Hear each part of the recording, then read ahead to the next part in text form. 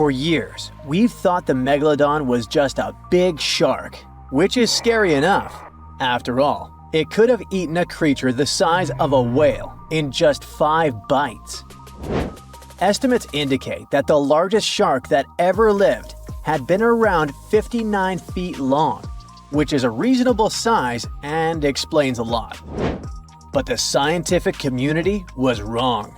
Very wrong. Now, scientists have proven that megalodons could grow up to 80 feet long, which is the same as a 6-story building. The creature would have certainly been dozens of times bigger than you if you had seen it underwater. These giants ruled the ancient oceans between about 20 million and 3 million years ago. And even though it was a long time ago, they've left a lasting impression, becoming the protagonists of many movies. And scientists continue to search for answers about their life. Thanks to this, we still occasionally find their fossils. But the thing is, no one has ever found a complete skeleton. All we have are scattered vertebrae, a few scales, and, of course, those massive, razor-sharp teeth. The most complete piece we know of is a 36-foot section of a megalodon's spine. It was once part of the trunk of the animal's body.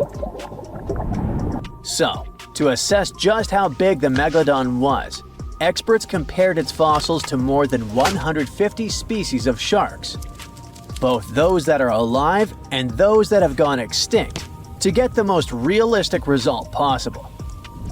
If the megalodon had had the proportions of a regular shark, it would have had a 6-foot head and a 12-foot tail.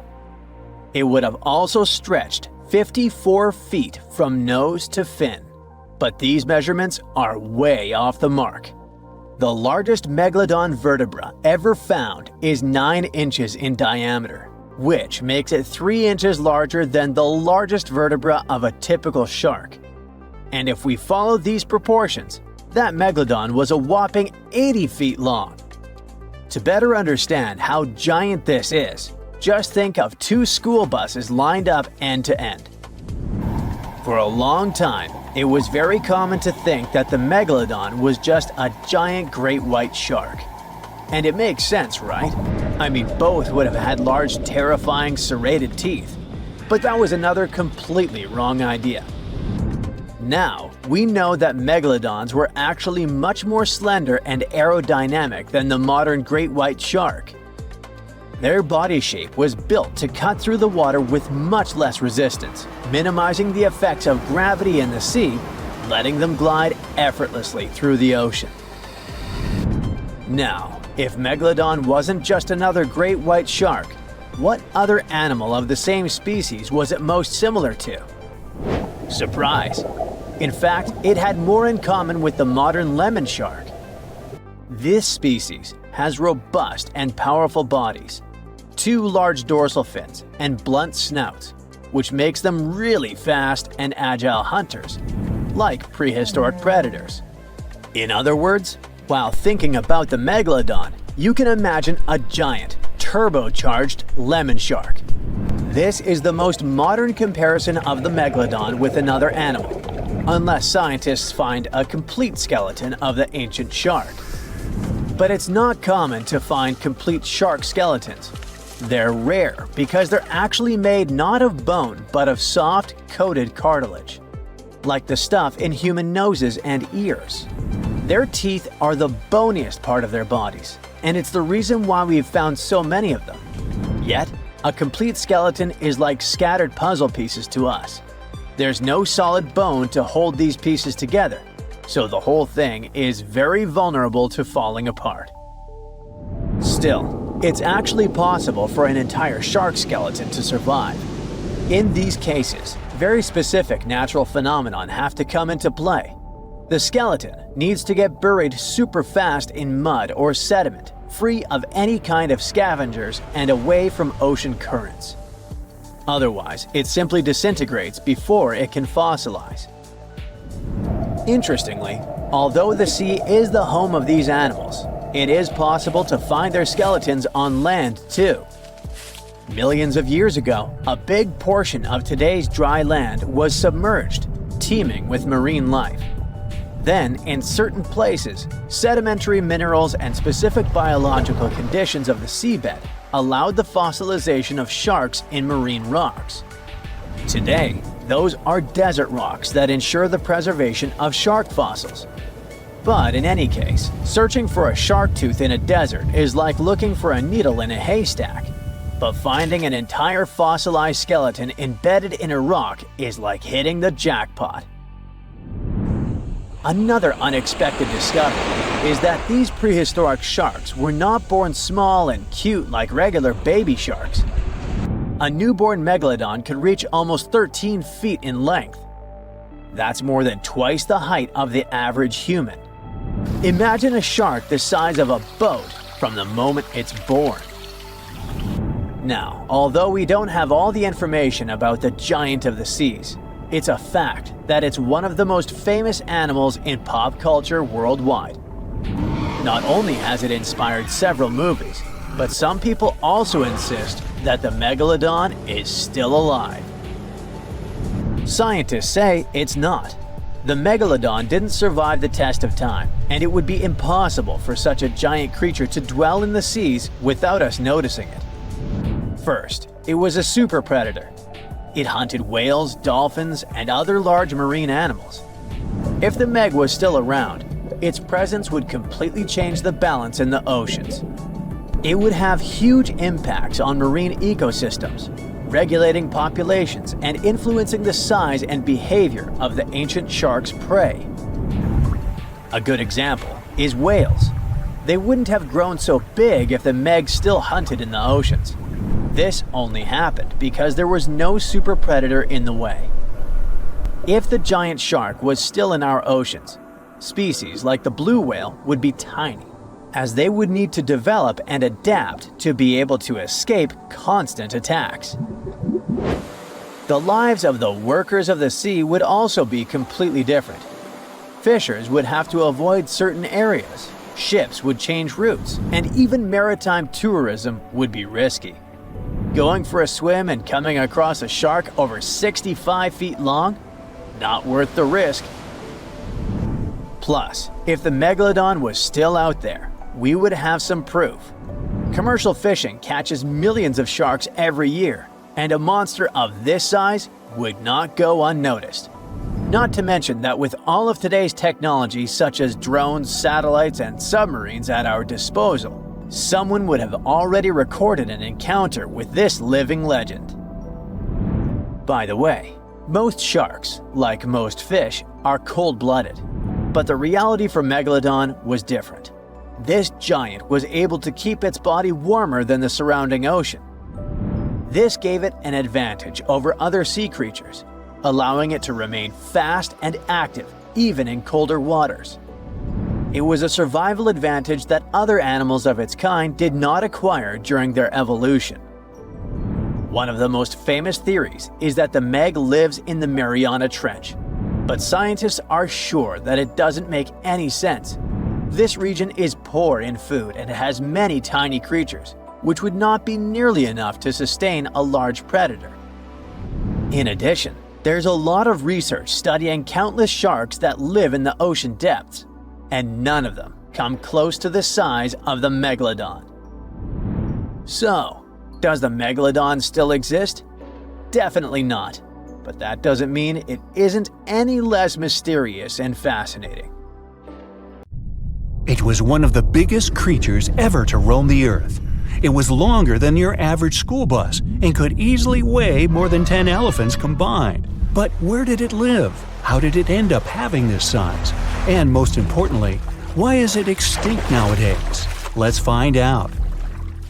The megalodon was the largest predator ever known in our planet's history. In terms of its location, the megalodon lived practically in all waters on our globe, except near the poles. The reason why there were no megalodon teeth found in Antarctica is probably that the gigantic creature adapted to only warm tropical and subtropical waters. The younger ones liked to keep to the shores, while full-grown adults preferred coastal areas, but they could easily move into the open ocean as well. How do we know the megalodon was so widely spread? We can only presume, based on the fact that they discovered the most northern fossils off the coast of Denmark and the most southern in New Zealand. The discussion of how the megalodon got this size is still open in the scientific community. They recently found out that not all the specimens from this fascinating species reach the same huge size.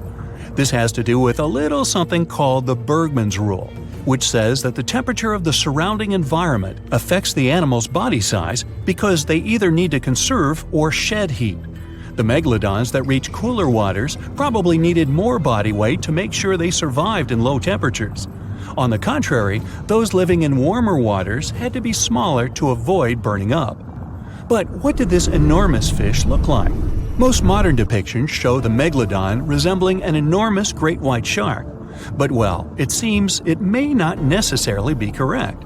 The megalodon likely had a much shorter nose and a flatter jaw that looked almost squashed when compared with a great white shark. It also seems to have something in common with the modern blue shark: extra-long pectoral fins. They needed these to support their weight and size while navigating the planet's waters. Lastly, the lady megalodons, seem to have been about twice as large as the gentlemen. As for their offspring, even a small megalodon was enormous, at least 6.5 feet from nose to tail. How do we know that? Because specialists have stumbled upon megalodon nursery habitats in Panama, Maryland, the Canary Islands, and Florida. Even the piles of used diapers were enormous. Nah, not really. Surely the scariest aspect of the megalodon's looks was its mouth. I mean, think about it. Megalodon had whales for dinner, so it obviously needed to open its mouth wide enough. Scientists have estimated that its jaw would span a mind-boggling size, 9 by 11 feet wide. Just to paint you a better picture, that means it could have easily gulped down 2 adult people side by side. Wait, which 2 adults? Those impressive jaws also featured 276 teeth. Based on modern reconstructions of the force of its bite, it looks like it may have been one of the most, if not the most, powerful animals of prey ever to exist. For comparison, humans can have a bite force of around 1,300 newtons. Today, great white sharks have been estimated to be able to bite down with a force of over 18,000 newtons.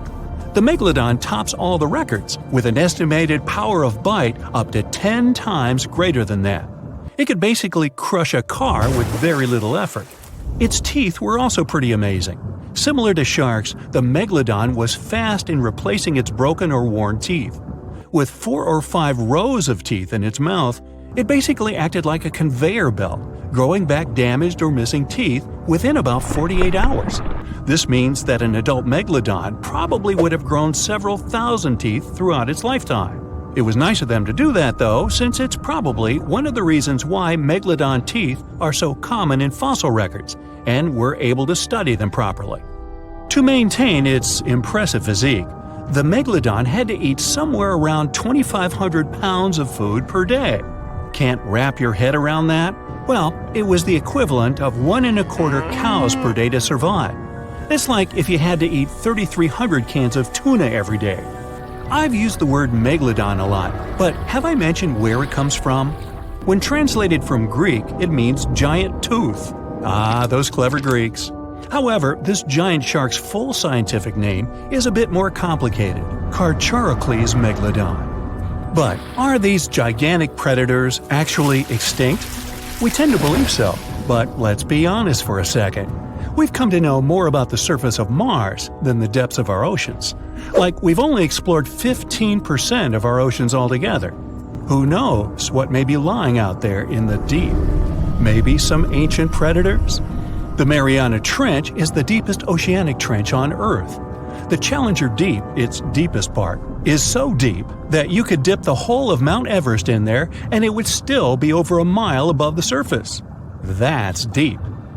If a megalodon or two ever needed a place to crash, that would be a discreet enough location. However, the Mariana Trench is not a particularly comfy place to be in. Because it's cold and steeped in total darkness and all. The temperatures here are around 36 degrees Fahrenheit all year round. And to top it all off, the pressure is 1,000 times stronger than at sea level. So it's safe to assume that if any megalodon is hiding in here, its teeth and bones might not be looking so good. Because of the intense pressure here in the Mariana Trench, proteins and calcium start to dissolve and disintegrate. That's why, for example, the Haddell snailfish, the deepest dwelling fish we've discovered, has evolved to feature flexible cartilage instead of bones. To survive here, the megalodon would also need to learn to navigate in complete darkness. That means they would have to either become luminescent or evolve to grow massive eyes like the giant squid. While it may sound like an intriguing and good idea for a movie script, most scientists don't think it's possible. Why? Well, most of them say it's because of the megalodon's size. Most foods that megalodons like to eat live in shallow ocean areas and not in the deep sea. Specialists believe that if these animals were actually still roaming our waters, there's no way we wouldn't know about it. They would need to come up for dinner every now and then, right? Their food is also the most likely cause of why the megalodon is not alive anymore. While some specialists believe the megalodon became extinct because of a drop in the ocean water temperature, most scientists suggested that the shifting food chain dynamics may have been more to blame. Why? Because at some point, there was less and less of its primary food source, baleen whales, and at the same time, the numbers of its natural competitors, like smaller predatory sharks like the great white shark and whales, increased. The megalodon did live on this planet a lot more than we did, and way back when we didn't even exist yet. They were here for nearly 70 times longer than we, modern humans, have, inhabiting the oceans for around 20 million years. Homo sapiens appeared around 300,000 years ago. The megalodon managed to survive for so long mostly because of its unbeatable size. I mean, they can make a meal out of almost everything in the sea at the time. We may think about both of them as prehistoric creatures, but the megalodons and the dinosaurs never coexisted on Earth. The dinosaurs probably died out about 66 million years ago. Megalodons seem to have appeared a bit later. That's because the oldest megalodon fossils we have yet discovered are from the Miocene epoch, which began 23 million years ago. So long, Meg! Well, hey there! We dive back in time and into the oceans over 500 million years ago, just, because we can. Whoa! Watch out! It's not megalodon or giant sea reptiles you need to look out for here. It's a bizarre, unearthly-looking creature called Anomalocaris. The name means unlike any other shrimp, and I think you'll agree, it looks like a nightmarish cross between a shrimp and a modern-day centipede. 2 tentacles protruding from its face, each lined with razor-sharp teeth. Oh yeah, and this thing was about the size of your leg. With a wave-like movement of the flaps on each side of its body, it was graceful for a terrifying creature. It was also more advanced than any other life on this planet at the time. Especially those huge eyes. You have only one lens in each of yours. This giant shrimp had 16,000. That's 4 times more than a common housefly. And you know how good their vision is. Good enough to dodge that swatter every time. All this allowed Annie to become one of the first animals on this planet to feed on others. Yep, here it is. Earth's first hunter. Its favorite meal? Trilobites. Hey, try a bite. Those are the ancient ancestors of crabs. Some of their fossils have marks on them in the same shape as the monster shrimp's mouthparts. Terrors of the past like this got to be so giant thanks to more oxygen in the atmosphere. A perfect example of this, Meganeuropsis. Imagine a dragonfly. Now make it as big as a cat, and with a wingspan longer than your arm. Megan, the monster-sized dragonfly, could easily grab other insects or even small animals, and she ruled the air with quick movements. Back then, there were still no large birds or other airborne enemies for this behemoth bug, so it was safe and free to grow as large as this planet would allow. Piranhas of the past were also jumbo-sized. Mega piranha was about 3 times the size of the river terrors we have today.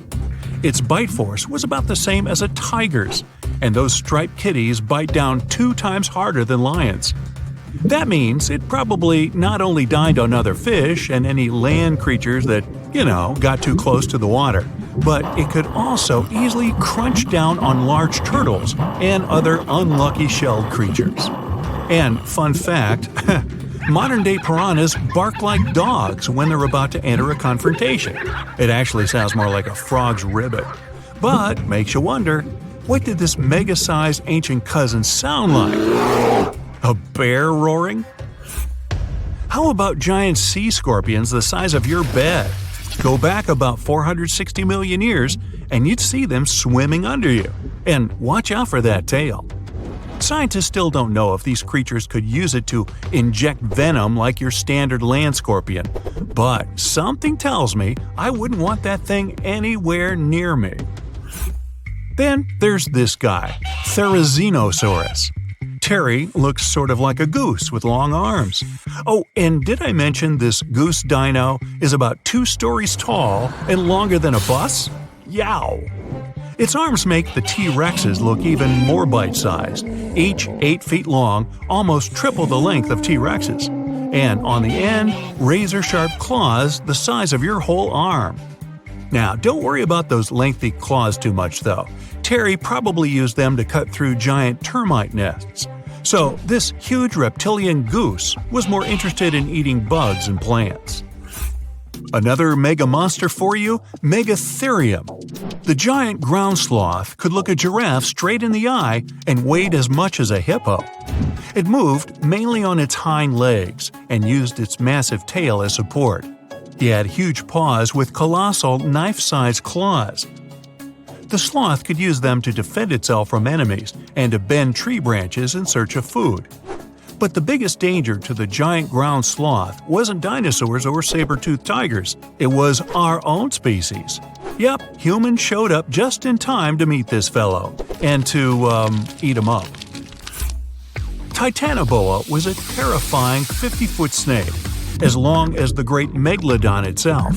It was also more than 2 times heavier than the heavyweight champion among snakes today, the green anaconda. Crocodiles were a regular on this serpent's menu. Titanoboa could swim 3 times faster than the fastest Olympic swimmer our species has ever seen.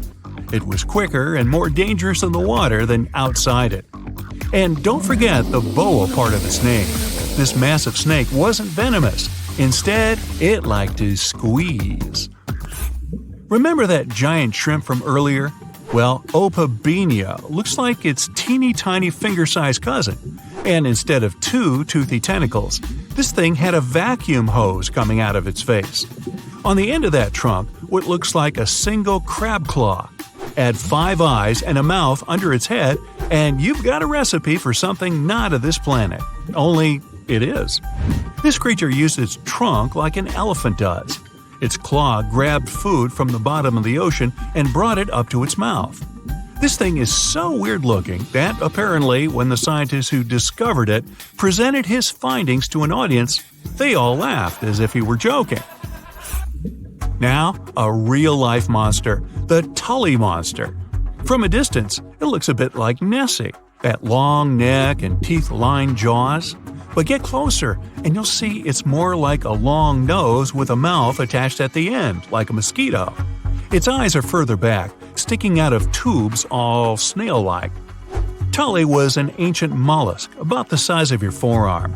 It probably dined on jellyfish and shrimp 300 million years ago. Thylacus smilus will put a smile on your face as long as you don't get too close. No, it's not a relative of the saber-toothed tiger. It was a marsupial, making it more related to a kangaroo than anything.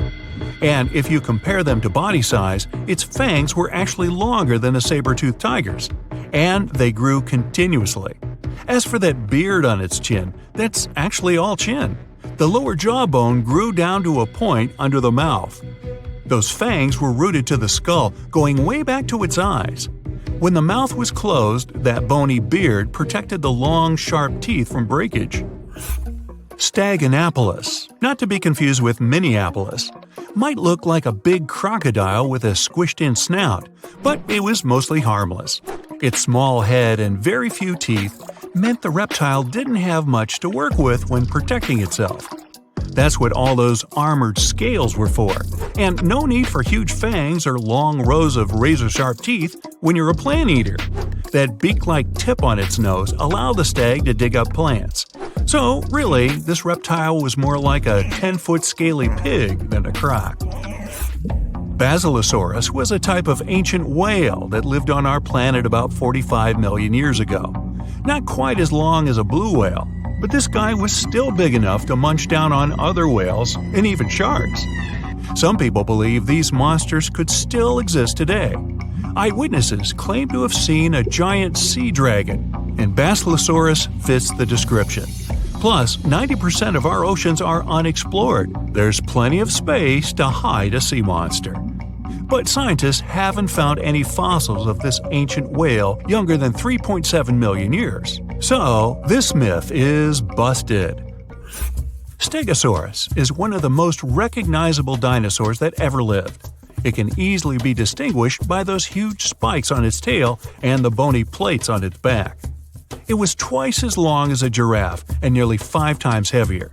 But compared to its body size, it had the world's smallest brain. It was no larger than a dog's. Pelagornis had the largest wingspan of any bird ever discovered.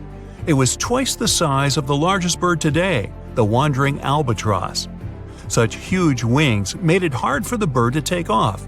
It could only do so by jumping off cliffs. And when it finally spread its wings, this giant could only go about 40 miles per hour. The fastest bird today can reach speeds 5 times that. In the past 30 years, scientists have made an incredible discovery of a new creature living deep beneath the surface of the ocean. And the name of the creature is the harp sponge.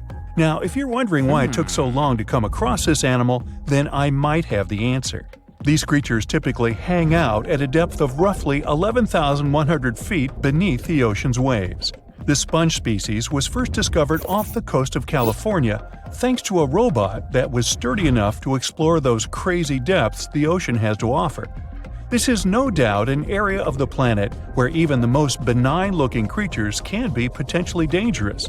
But even scientists were surprised to find that this creature was more than just a sponge. Now, this might seem obvious, but the harp sponge got its name because its basic structure, referred to as a vein, is the same shape as a harp.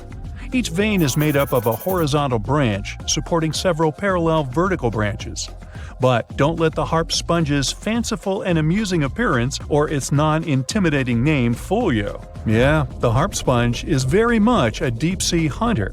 It has a unique ability to capture and envelop small animals using its rhizoids, short, thin fibers. With their help, the harp sponge clings on to the soft, muddy bottom and catches tiny creatures that get swept into its branches by deep-sea currents. Uh-oh. Other sponge creatures often feed by pulling bacteria and bits of organic matter from the seawater and filtering them through their bodies. But not our harp sponge. Instead, it snatches its future meal with minuscule barbed hooks that cover each of the harp sponge's branches. Now, harp sponges prefer tiny crustaceans like crabs, crayfish, shrimps, and prawns. Once the harp sponge has one of them in its clutches, it envelops the animal in a thin membrane before slowly beginning to digest it. So, pal, what's eating you? Oh, Harpo? Too bad. Researchers believe that harp sponges use this method of feeding because there aren't enough nutrients that deep down. This makes traditional filter feeding less effective. Research has shown that the creature is still in the process of evolving. Early harp sponges, researchers found, only had 2 veins. But later, scientists discovered other harp sponges that had 6 veins. The harp sponge might have evolved this elaborate candle holder-like structure to increase its surface area. In general, harp sponges typically grow up to a length of 1 foot, but researchers have seen a creature that was 2 feet in length. The harp sponge is not only very unusual, but also beautiful to look at. See those tiny white balls on top of the branches? Now, why don't we look at some other creatures that live below the photic zone of Earth's oceans? The photic zone means the area beneath the ocean's surface that still receives some sunlight. Thanks to this, there are loads of different creatures and organisms living there. Any animal living beyond this layer qualifies as a deep-sea creature. The Tomopterus worm is a segmented worm you can find in the twilight zone of the ocean. This is the area that lies between 650 and 3,300 feet beneath the surface. These creatures are often no more than 1 inch long, but the largest of them can grow up to 1 foot. While swimming around and feeding, these worms do what researchers describe as an amazing smooth dance. That's because the creatures can swim extremely quickly and maneuver at tight angles with ease. Now, I know most people hear the word worm and think of the common earthworm, so it's quite interesting to know there's a deep-sea worm out there that never leaves the water during its entire life. Similarly, most of us try to avoid jellyfish that either rest on the sand or sit on top of the ocean waves. This isn't the case with a creosote jelly. That's a deep-sea creature too. This beautiful jellyfish is mostly ruby red, bright orange, or electric purple. That's what helped researchers realize they had found a new species of jellyfish. The creature grows to a maximum size of 1 inch across. It has tentacles that stretch out in every direction. Now, if you come close to this jellyfish, it'll pull all these tentacles in toward its body before rapidly swimming away to avoid danger. Yes, you are dangerous. The creosote jelly is extremely rare. You won't see it very often. You might need to borrow that deep-sea diving robot I mentioned earlier. While worms and jellyfish might seem quite harmless, this isn't the case with the Pacific viperfish. Ooh. This creature is equipped with a noticeably big mouth, like me, and the needle-like teeth inside are key to its hunting strategy. Pacific viperfish live at around 5,000 feet below the ocean surface, but they're among those numerous marine animals that migrate each night from the ocean depths toward shallower waters to dine. What's on the menu for dinner tonight? Lots of small fish and shrimp. The creature can grow up to 12 inches in length. Its 2 front fangs, which stick up from the fish's bottom jaw past its own eyes, are especially dramatic. When the fish unhinges its jaw, its mouth can open wide enough to engulf smaller animals, and the teeth form a cage to prevent an escape. Now, have you ever seen an underwater creature that looks like a strawberry? Trust me, it does exist. Just look at these dots on the strawberry squid. The creature has a big eye and a smaller one.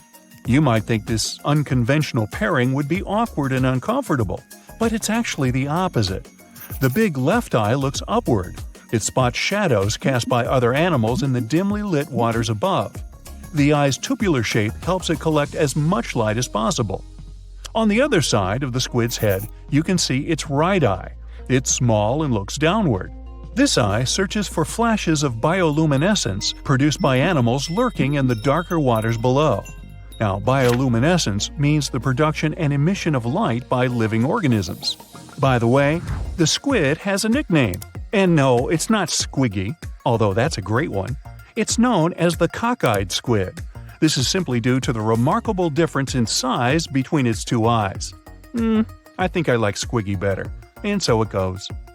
Since light doesn't reach the deep sea, the strawberry squid's body actually looks black. This helps the creature hide from enemies, such as sharks and dolphins. In general, the strawberry squid grows to a length of 5 inches. It typically lives around 3,000 feet below the surface, but floats to shallower waters at night. Now, the feather star is a marine creature without a backbone, but with feather-like arms that radiate from the center of its body.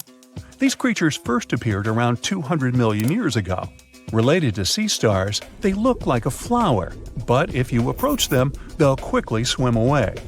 But not all feather stars can swim. Many species can only crawl along the bottom of the seafloor. Like some of the other deep-sea creatures we've looked at, the feather star can adapt to its surroundings. It has a creepy ability to shed its arms, the same way some lizards can shed their tails. This also helps them escape from their enemies. Feather stars live all across the globe, from the equator to the poles, from the shallow waters on top of reefs to the deep, deep sea. Now, given that we're dealing with mysterious creatures, the name of this one is quite fitting. The swift vampire squid should be the official symbol of life in the deep sea. The animal has a dark red body, huge blue eyes, and a cloak-like web that stretches between its 8 arms. This, along with its name, may suggest that the creature is some form of a terrifying hunter. In reality, though, the vampire squid is a soft-bodied, timid creature, about the size, shape, and color of a football. It grows to roughly 12 inches in length and lives 3,000 feet below the waves. There's almost no oxygen there, but also relatively few predators. Whew, I think I'll need to decompress from this one. Dwarf lantern shark. Sounds kind of like a superhero, huh? This is the smallest shark in the world. It's only the size of your palm, and it can glow in the dark. Well, that's a superpower. Blue-ringed octopus. The most beautiful octopus in the world. But the bright colors of animals usually indicate they're venomous. An antidote to its venom is yet to be found. Although this little guy is the size of a TV remote. Sarcastic fringehead.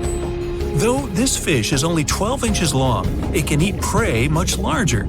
Its jaw can open just like a dinosaur's. The sarcastic fringehead has been known to attempt to swallow a whole octopus. Hey, can't we all just get along? Red lionfish. This beauty has an incredible appetite. It can eat fish 2/3 the size of its body, and it hides the needles on its fins, which contain a potent venom. Striped surgeonfish. It has scalpel-sharp spikes on its fins, not to perform surgery, but to hunt. And unlike a doctor, it has venom on them. Black dragonfish. This is the only fish that can produce infrared light thanks to the chlorophyll in its eyes. It lives only at a depth of 6,600 feet, and you can only reach that depth in a special submarine. Reef stonefish. This genius of camouflage usually lies on the bottom and pretends to be a rock. Tourists can often step on it, and sharp needles on its back can easily cut even through the hard sole of a boot. Viperfish. This fish, the size of your forearm, has the largest teeth in relation to its head in the world. But you're unlikely to encounter it because it lives at a depth of 13,000 feet. Lamprey. These are parasites that stick up to other creatures and live off of them. Only these guys are 10 times bigger than the average river leech. Mega piranha. The most aggressive fish in the world, the size of a Doberman dog. A pack of these guys could leave nothing of an entire cow in just a couple of minutes. Fortunately for all of us, they ceased to exist 8 million years ago. Whew! Black pacu. Pretty ordinary big fish until it opens its mouth. It has human-like teeth, and the richest black pacu even had golden dental crowns. Just kidding. Payara. The most dangerous freshwater resident. It can swallow prey half its size. Even piranhas fear this monster. Anglerfish. It has a fishing rod on its head. It's a bait that lures small fish right into the mouth of this hunter. Slender snipe eel. It's very long and flexible due to the number of vertebrae in its back. There are 750 of them. By comparison, we only have 33 to 34 vertebrae. Barracuda. Its jaw is similar to that of a great white shark, but its trademark is speed. It would beat any Olympic swimmer at 29 miles per hour. Ocean sunfish. It's a fish the size of an adult person, and it's the heaviest bony fish in the world. Although peaceful, thank goodness, they sometimes damage the bottoms of small fishing boats. Frilled shark. Its length would allow it to successfully play basketball. It hunts with the strategy of a snake. The shark bends its body and then makes a sharp dash forward, and it has 300 teeth. Plenty of frills there. The electric eel. Its feature is its electrical organs, which can discharge 4 times as much as a normal household socket. The electric eel's shock can easily stun a large horse. Box jellyfish. It doesn't just drift in the waves near a shore like a regular jellyfish. Oh no! These guys are very fast and can even catch up with a person in the water. And their sting is hazardous. They don't look for trouble, but they're always ready to defend themselves. Goblin shark. Its snout ends in a long blade-like outgrowth, and its jaw could extend all the way to the end of the snout. It's one of the most terrifying sharks in the world, despite its tender pink color. Saltwater crocodile. This is the most bad-tempered crocodile on the planet, and one of the largest at 20 feet. They're not afraid of humans and only consider us as food. Hey, don't snack on me. Great white shark, the most notorious inhabitant of the oceans. Once, a great white shark pierced the bottom of a tourist yacht. The boat sank, but luckily no one was injured or eaten. Greenland shark. These are the real long livers of the marine world. They have a very slow metabolism and can live up to 300 years. For comparison, the oldest human was 122 years old. Giant oarfish. This fish is as long as a giant anaconda, and it holds the title of the largest bonefish in the world. Giant manta ray. This creature might look like it's smiling, but it'll rush at you without hesitation. They reach up to 16 feet in diameter and have a very sharp spike with a neurotoxin. Great. Orca. They can swim at the speed of a car and are as big as a large minivan. And they're the only sea hunters that can jump out onto the coast and grab their prey there. Dunkleosteus. This guy was the size of a limousine. Although it had no teeth, it had bony plates that gave it one of the strongest bites among sea creatures. Camarasaurus. This is an ancient clam of incredible size, but 90% of its entire body was a cone shell. It was heavy, which prevented it from moving very fast. So most of the time, Camarasaurus lay motionless on the bottom, waiting for small fish to swim by. Kronosaurus. It was similar to a crocodile, only several times larger. The remains of one of them contained dinosaur bones, so Kronosaurus hunted not only in the sea, but also on land. Helicoprion. One of the few species to survive the Triassic extinction event. It did so thanks to its high intelligence and a powerful fighting tool, the circular saw-shaped jaw on its nose. Elasmosaurus. Its appearance resembles a giraffe, only twice as big. And these guys were real travelers. They swallowed small rocks to grind their food. 300 rocks from all over the world were found in the remains of one of them. Colossal squid. It weighs as much as 2 polar bears and is 5 times as long as a human. They're extremely rare, but still exist far out in the cold waters of our planet. Humpback whale. Like ordinary whales, they feed on plankton and small fish, using their mouth as a huge net. They use their giant tail to stun large schools of fish. Mosasaurus. Aren't you impressed that I can say these Latin names? No? Oh well. The Mosasaurus were as big as a subway car and were the kings of the seas 66 million years ago. Their jaw and skull were snake-like, and they could swallow their prey whole. Today, we can still find their relatives, the monitor lizards. They monitor where you go. Not really.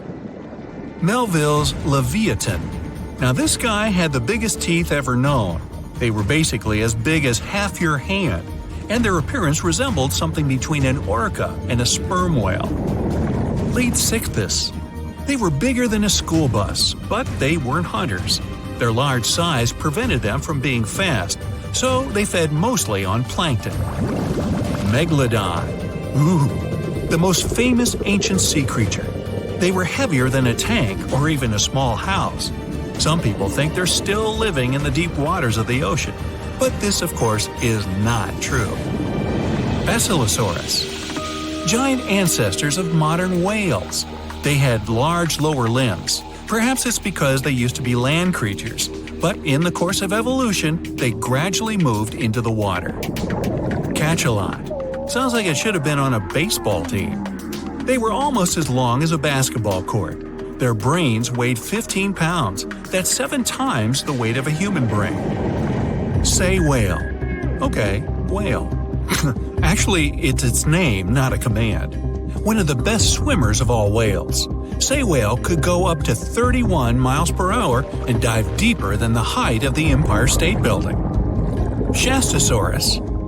Though only bones remain of this monster, calculations say it was as long as a tennis court or as a truck and trailer. Blue whale.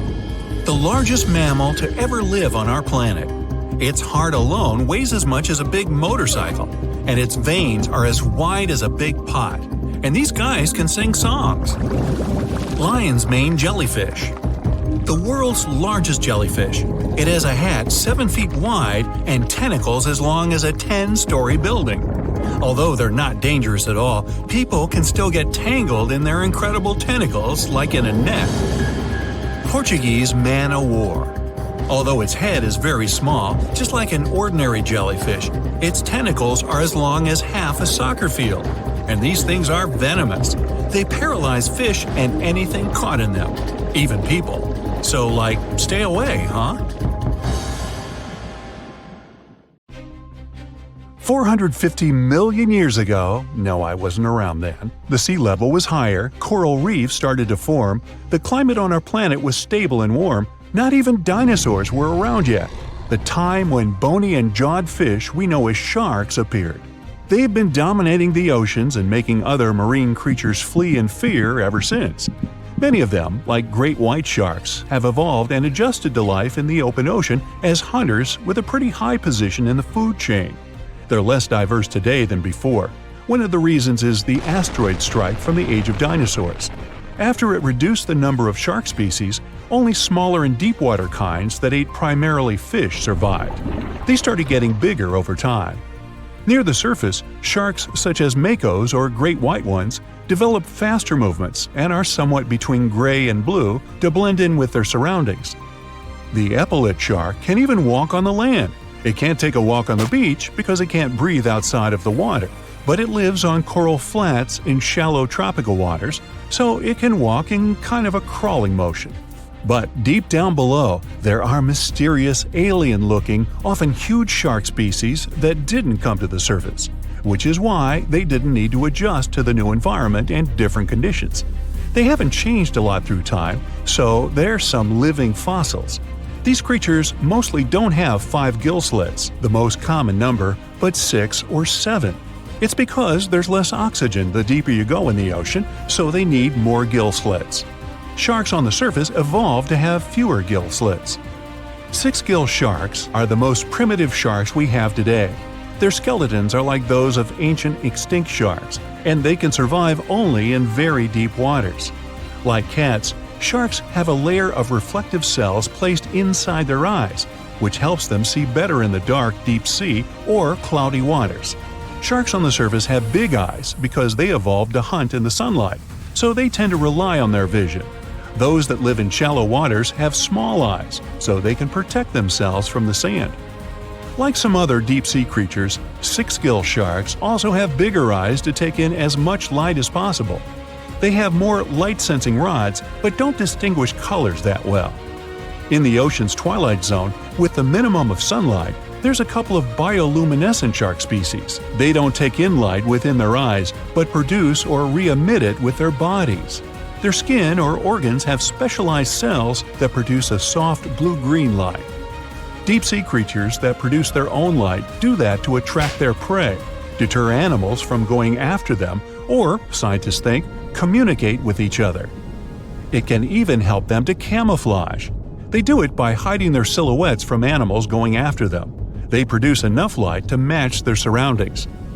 The biggest luminous underwater creature is the kitefin shark, found swimming 980 feet below sea level, preying on groundfish or smaller sharks.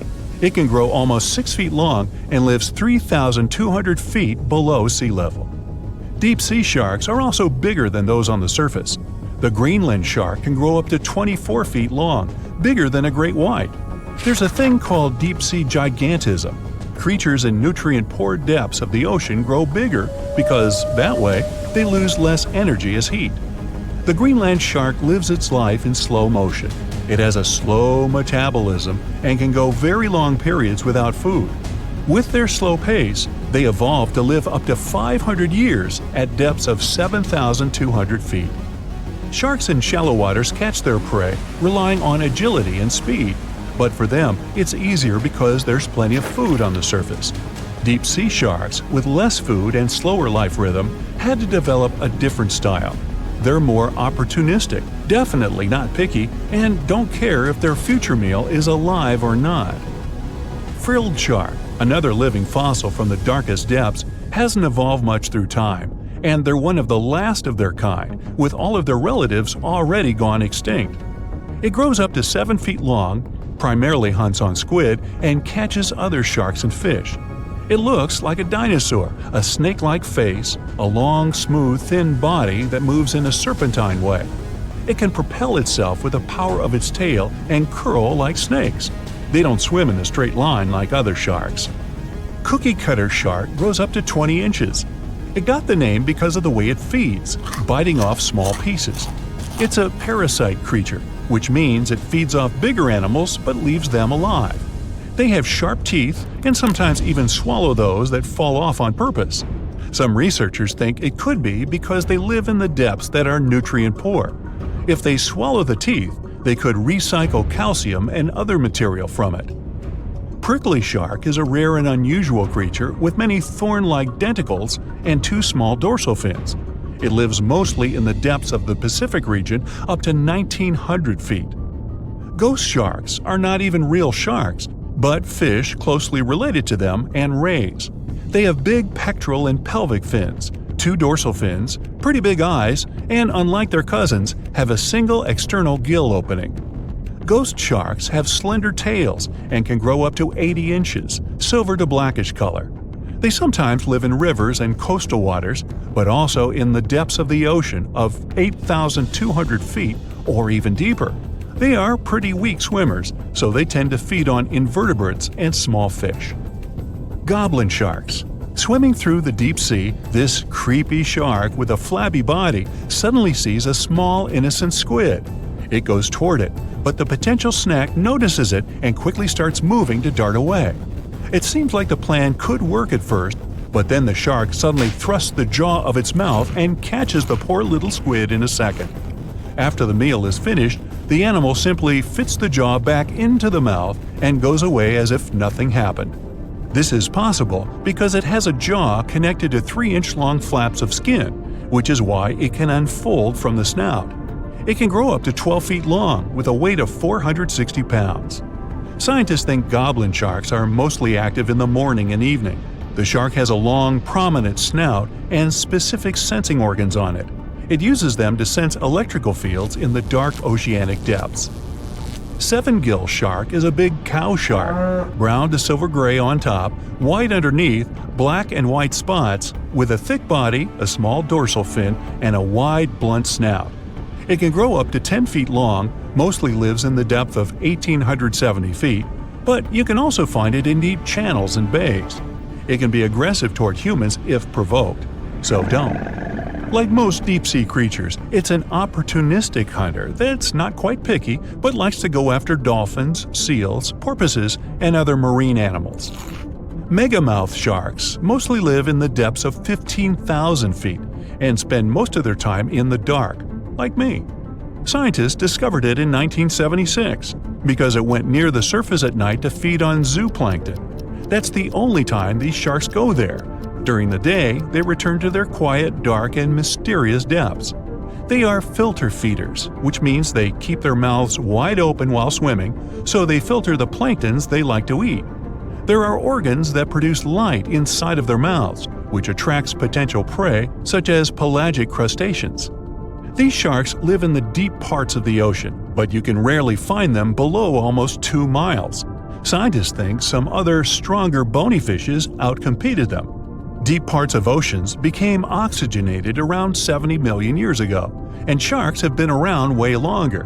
But bony fishes adjusted and adapted efficient ways to use oxygen, while sharks were slow with adaptations, so they lost. Also, oceanic depths are way colder, which is challenging for fish and the rest of cold-blooded animals because the speed of their metabolism widely depends upon the external temperature. Welcome to another fight of the century. The first participant enters the ring. It's the Megalodon.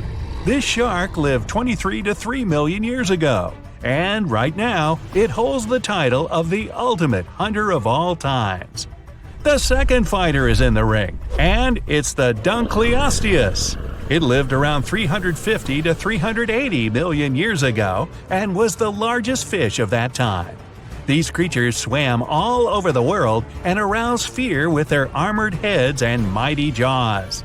We're going to compare our fighters in several categories. In each of them, the winner will get 1 point.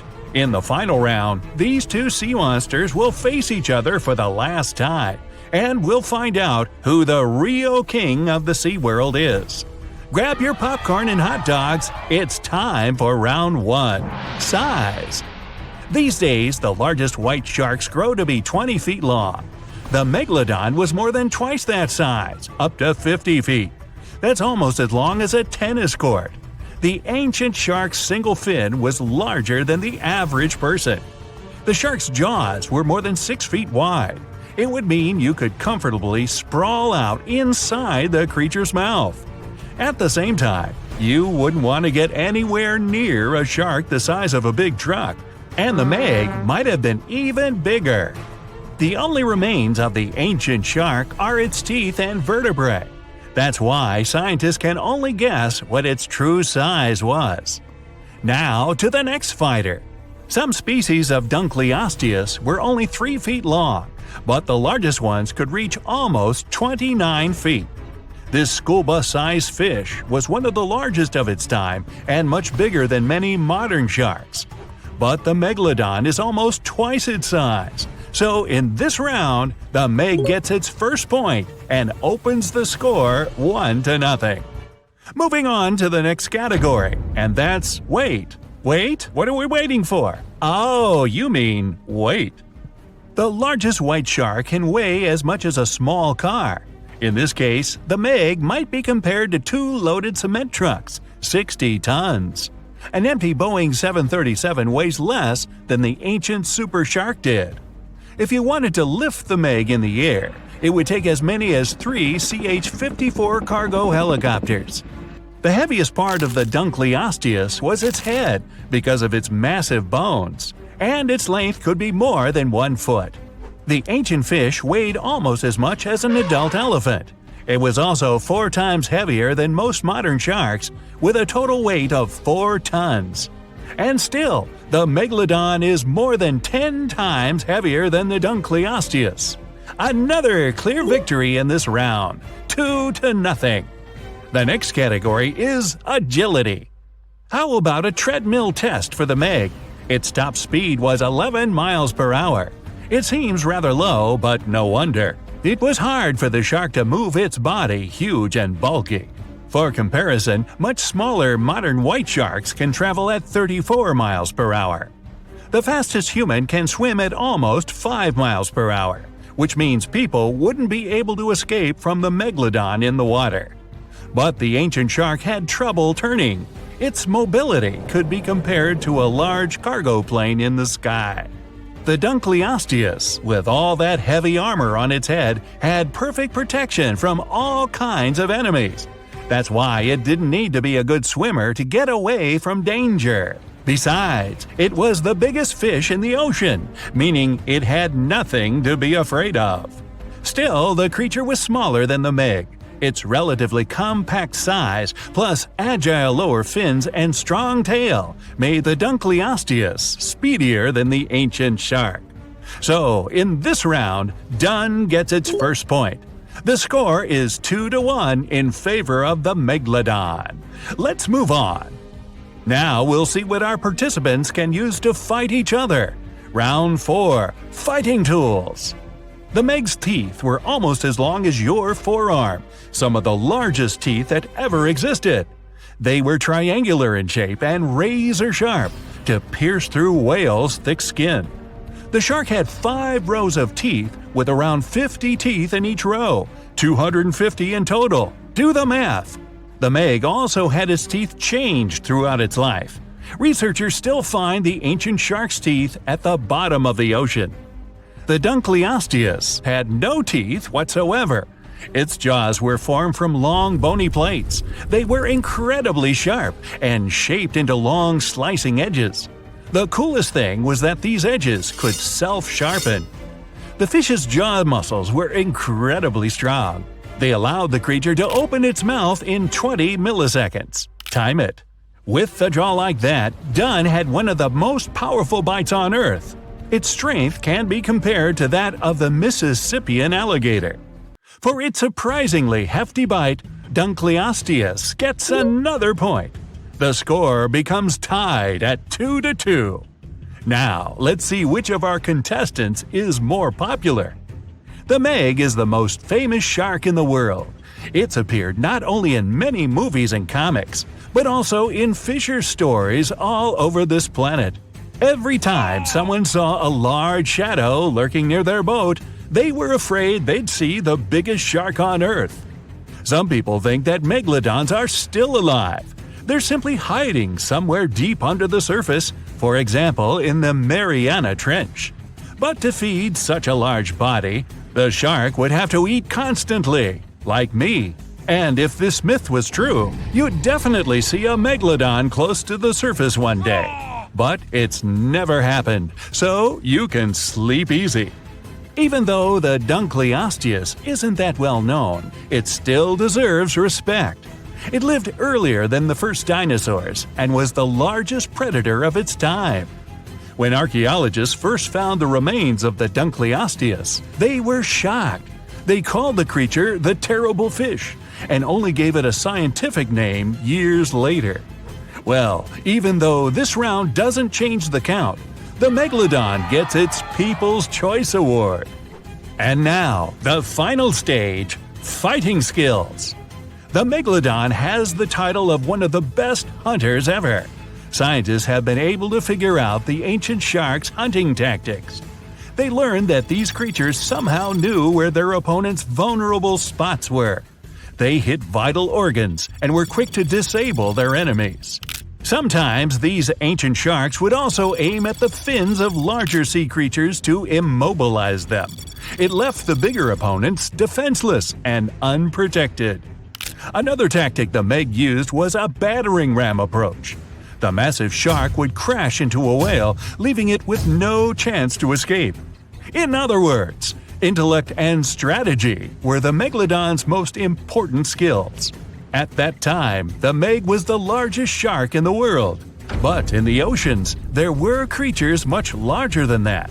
For example, whales. And the Meg didn't always have the courage to charge them. As for the Dunkleosteus, its trump card was its powerful jaws. Usually the fish would swim toward a smaller animal. Then, in a split second, it would open its huge mouth, and the future meal would be pulled inside along with water. As the creature matured, its jaw shape changed. That's why, after being born, it could feed only on large, soft fish. But as it aged, it got the ability to bite through tougher stuff.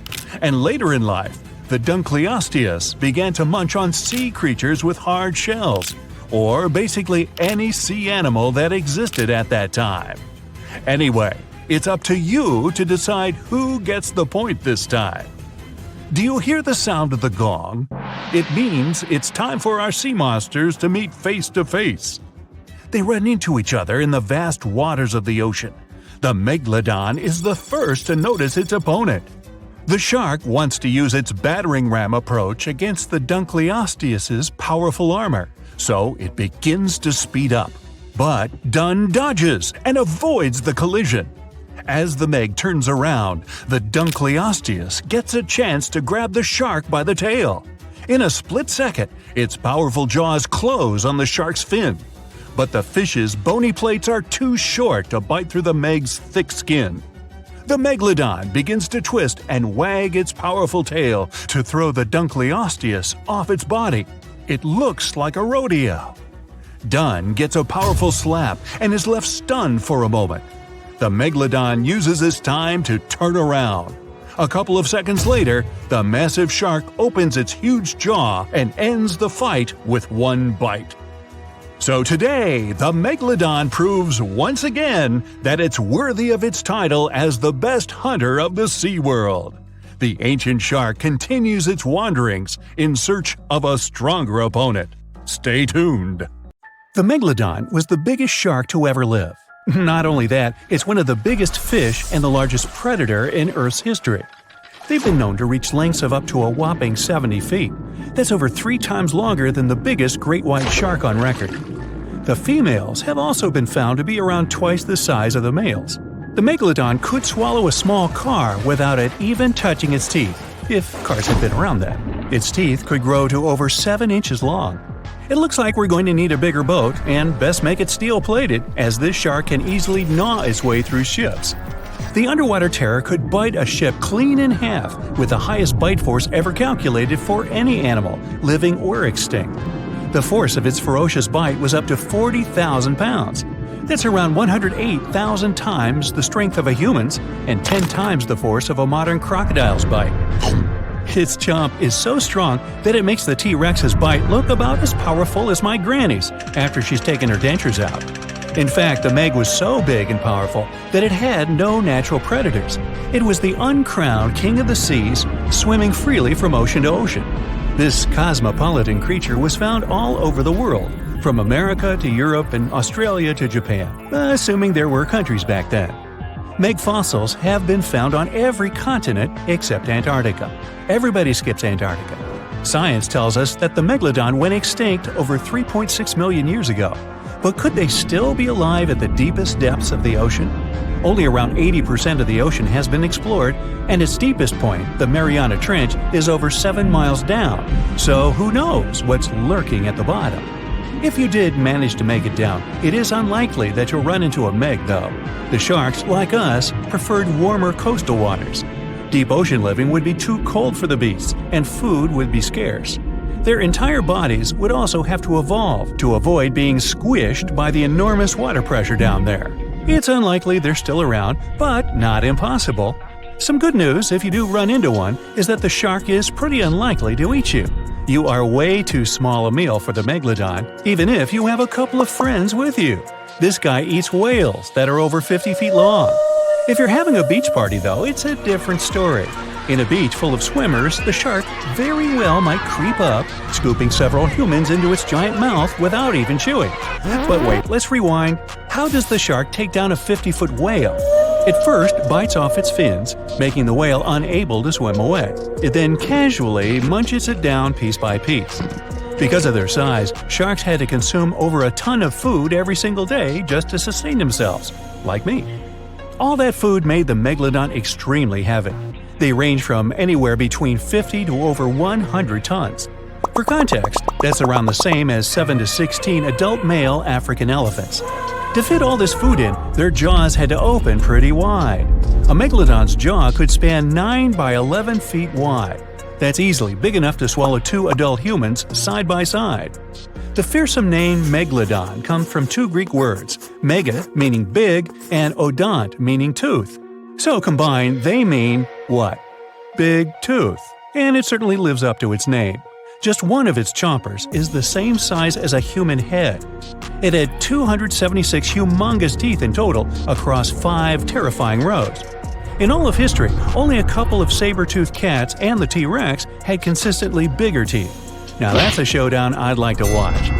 The megalodon vanished millions of years ago, leaving only huge teeth to be found by modern archaeologists. They literally disappeared with very few traces left. Scientists believe that over time, sea levels dropped and the ocean temperatures went down rapidly. Over a third of all marine life was wiped out as the oceans cooled, and a number of animals at the bottom of the food chain plummeted. This had a catastrophic effect on the hungry predators at the top. Sorry guys. It became way too cold for these sun-loving sharks too, which made it difficult for them to reproduce since they gave birth in warm waters. The megalodon is usually described as a sort of giant great white shark, but this is just a common myth. In fact, the ancestors of today's great white existed at the same time as the Meg. But they weren't best buddies, and were even in competition with each other. The great white shark was a better hunter, using its smaller size and agility to snap up the Meg's prey quickly.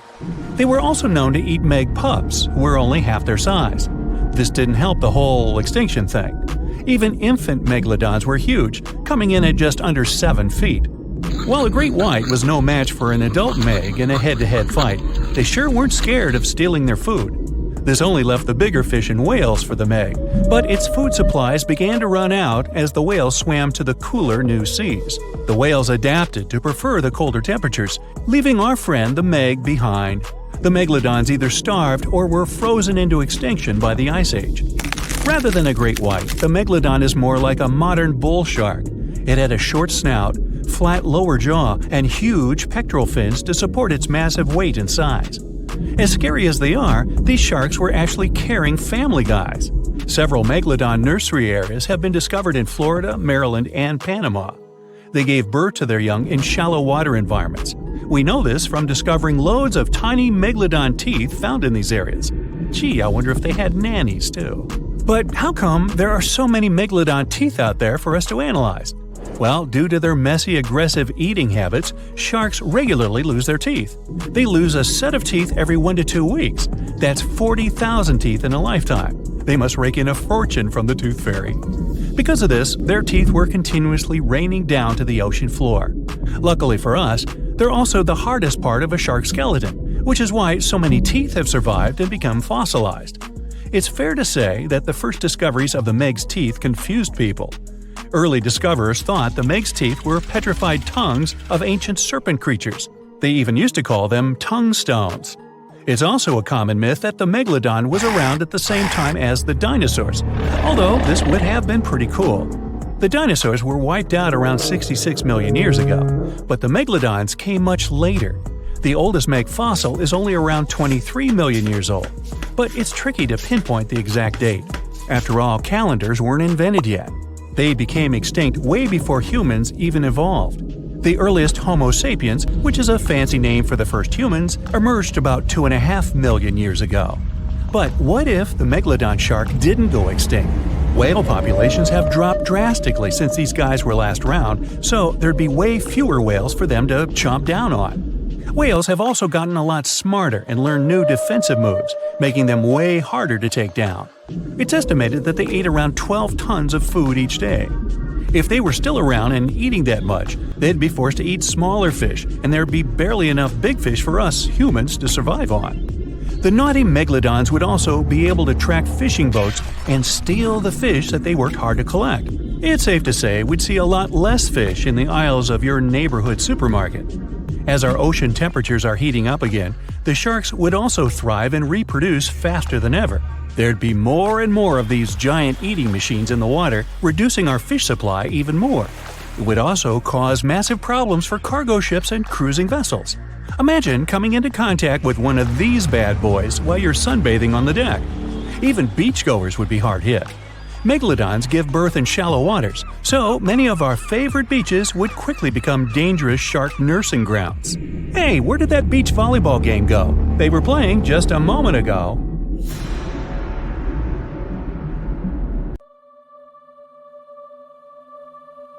Within the ocean waters, somewhere in the southern hemisphere, a ghostly black shadow looms deep down in the depths. Suspiciously swimming far below, the megalodon is hunting for its next meal. With the appearance of a great white shark, but 3 times the size of the largest ever recorded, its intimidating design has evolved over millions of years, creating the ultimate natural predator. For millions of years, the intimidating evolutionary traits have gone unchecked and unopposed. With its keen senses, it detects its prey within 3 miles.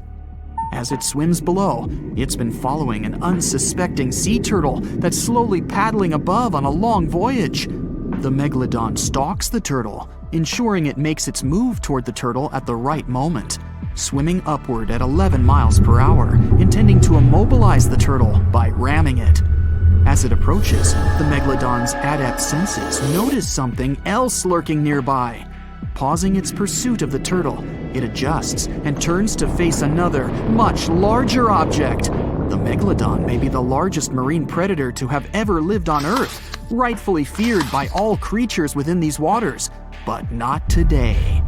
There is a newcomer to these parts, one that has a similar reputation and matches the megalodon in ferocity.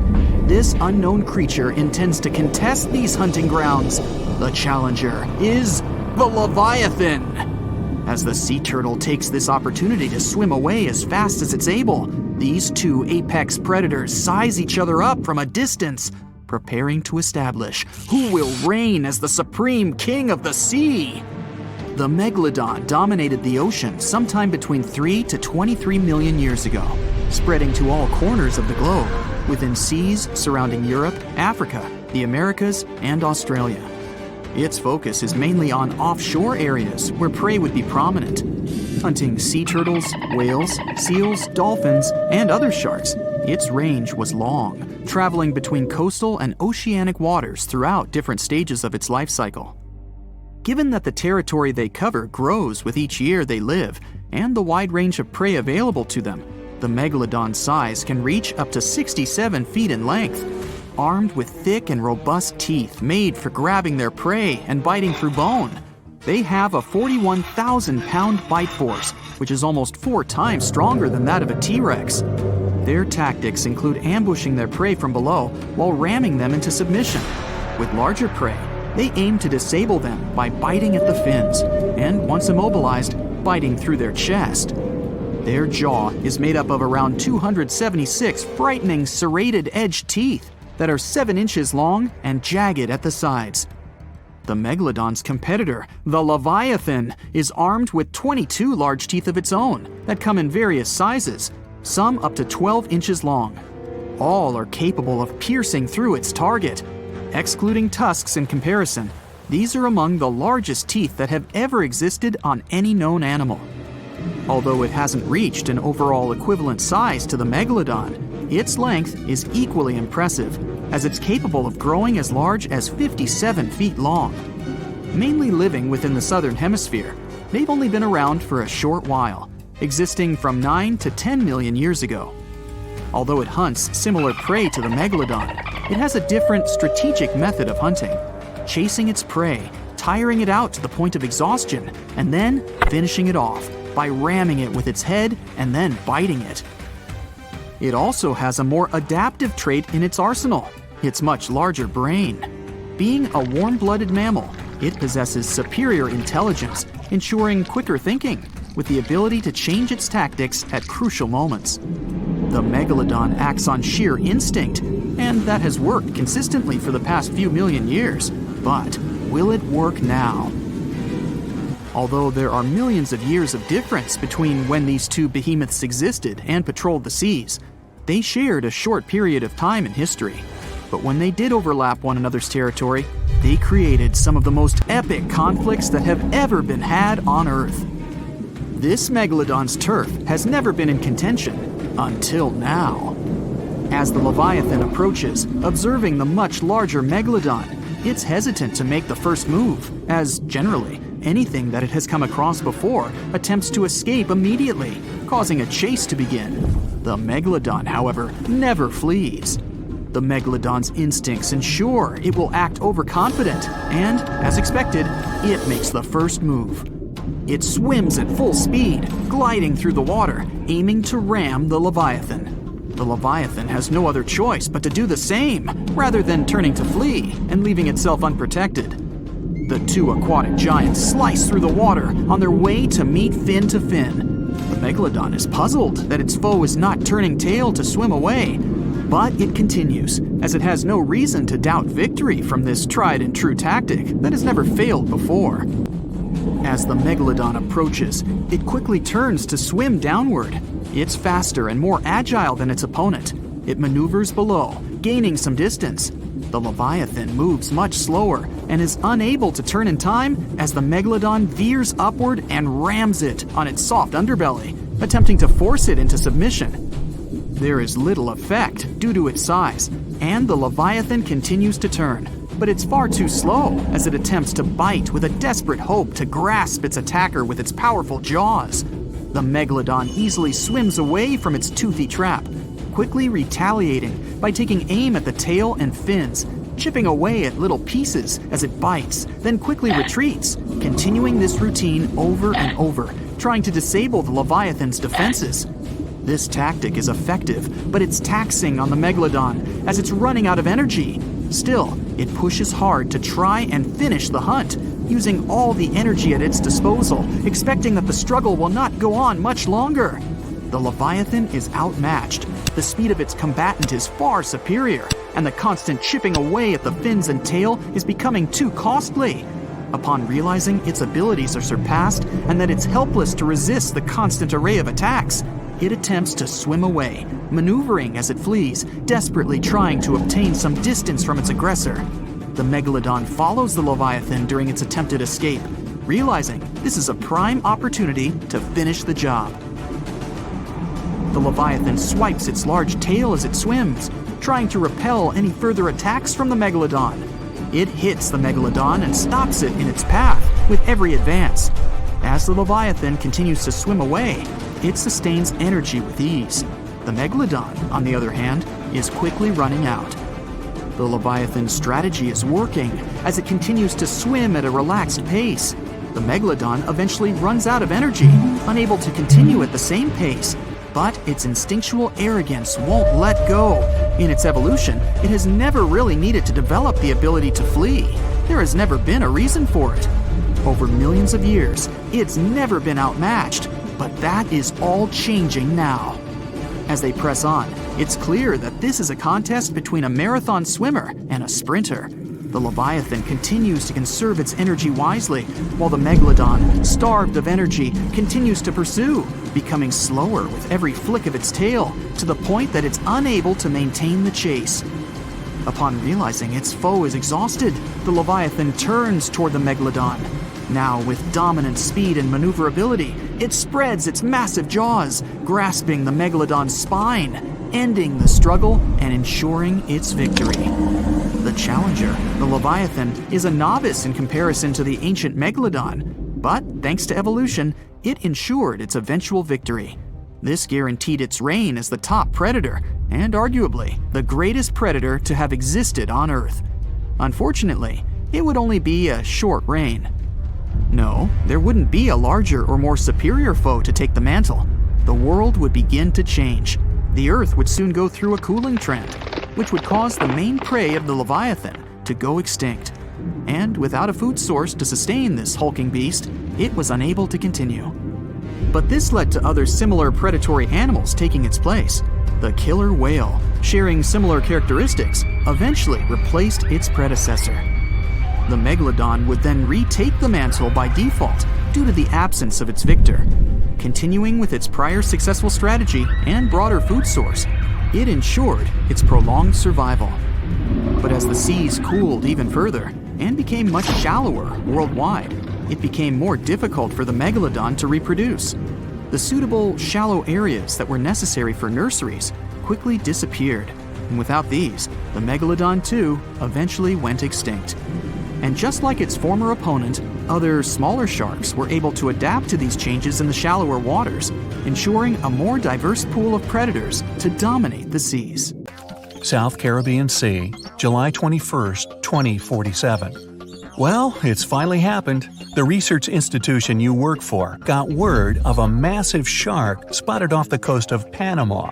Local scientists confirmed the impossible. It's a megalodon, and you've been sent with one mission to study this thing up close and within. Hey, it's also your birthday, but the cake will have to wait. They've already got the specimen ready. With enough tranquilizer to take down 10 elephants, the Meg is immobile. But you're on a strict time limit. The sedation will wear off in a half an hour. All right, it's go time. The head researcher slaps you on the back.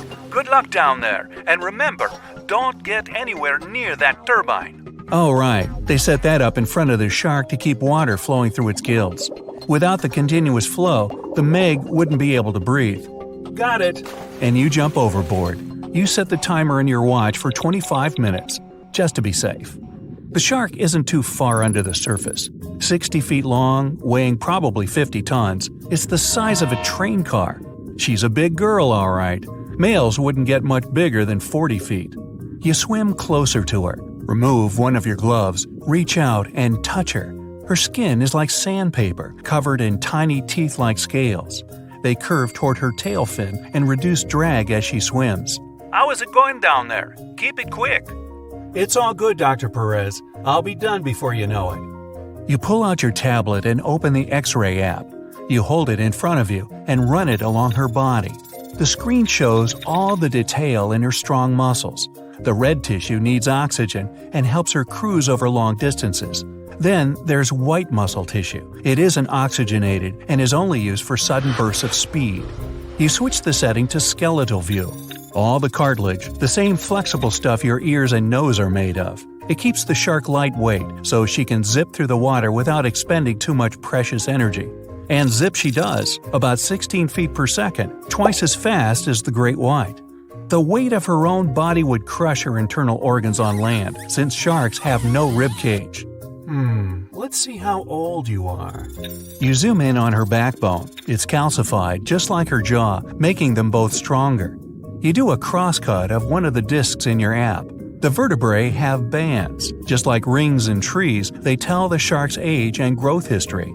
You count them. 15. She's about halfway through her life. Her skull is made of a denser cartilage to protect the shark's Y-shaped brain. The snout is spongy and flexible, easily taking blows without breaking. 20 minutes left on the sedation. What's your status? The lead researcher radios in again. Muscular and skeletal analyses are done. Moving on to the sensory organs. Roger that. You swim up to one of her black, beady eyes. A chill goes down your spine. It's as if she's looking right at you, a helpless piece of meat, her next meal. Hey girl, if only you had eyelids to let me know you're definitely knocked out. Behind her eye, you see a tiny hole. Hey, found your ear. Sharks obviously don't have outer ears, but their hearing is still impeccable. This megafish could hear you thrashing in the water from 10 football fields away. It's the low frequencies of irregular splashes that catch her attention. They mean one thing: wounded prey. From there, you follow her lateral line, a line of pores extending down the sides of her body. It's a special system in sharks that detects the slightest movements in the water, how far away the source is, which direction is coming from. Basically, a shark's entire body is like one giant ear. Just gonna examine your nostrils, my dear. Strictly for sniffing out prey, they don't lead to the throat and respiratory system like in humans, meaning sharks can't sneeze. The smallest hint of an odor runs into the nasal passage. Past folds of skin covered in sensory cells, they send the info to the olfactory bulb, which leads to the brain. In great whites, the nose can pick up a single drop of blood in an Olympic-sized pool. You look at your watch. 10 minutes left. You examine her gills. Water flows through them, and the gills extract oxygen from it. This is also where the body gets rid of CO2, essentially carrying out the function of lungs. But the oxygen to carbon dioxide exchange happens at the cellular level, and the blood is what transports it. You switch to circulatory view. There it is, the S-shaped heart. It's small compared to her body size and has only 2 chambers. The heart sends blood to the gills, where it picks up oxygen and moves on to the body tissues.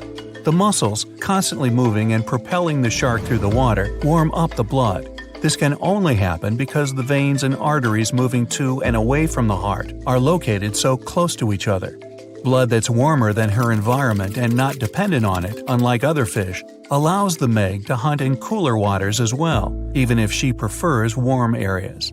That means nothing can hide from her. Everything about her body is designed to sniff out and gobble up any prey. We're getting some fluctuations in the vitals. Come on, wrap it up. Almost done. One thing left, the thing you've been avoiding, her mouth and digestive tract. You swim up to her jaws, careful to keep your distance from the current flowing into her face. Her jaws have been propped open for better examination, and they're enormous. 10 feet across, 9 feet high, you could stand in her mouth with a friend on your shoulders. They can open up to 100 degrees, enough to fit the biggest prey out there. Large fish, whales, even other sharks. She needs 2,500 pounds of food a day, more than the average person eats in a whole year. The jaws can come down with 30,000 pounds of force, like being crushed by a car. The great white can only boast a jaw force of 4,000 pounds. Humans, a piddly 160. Ooh, and those teeth. 250 of them in 5 rows. They're razor sharp and can cut right into whale bone. The teeth are slanted back towards the throat, so nothing can escape their grip. The biggest ones are the size of your hand. Fascinated, even hypnotized, you swim a little closer, just a couple more inches, when, whoosh, the turbine's current carries you straight into her mouth. The force of the water is pushing you against the back of her throat. Your X-ray scanner shows a mouth chock full of sensory cells. Lucky for our species, sharks don't really like the taste of human, but they only realize that after an initial taste test. That's why sharks bite people, not to eat them, just to sample what's on the menu. You pull out an apple-sized metal sphere and push it into her throat. The probe makes its way through the esophagus. A shark's food chute isn't a skinny tube like ours. It's wide and barely indistinguishable from the stomach. The stomach is U-shaped and full of extremely strong acids and enzymes. Those turn whatever the shark has swallowed whole — these animals don't chew their food — into a mushy liquid.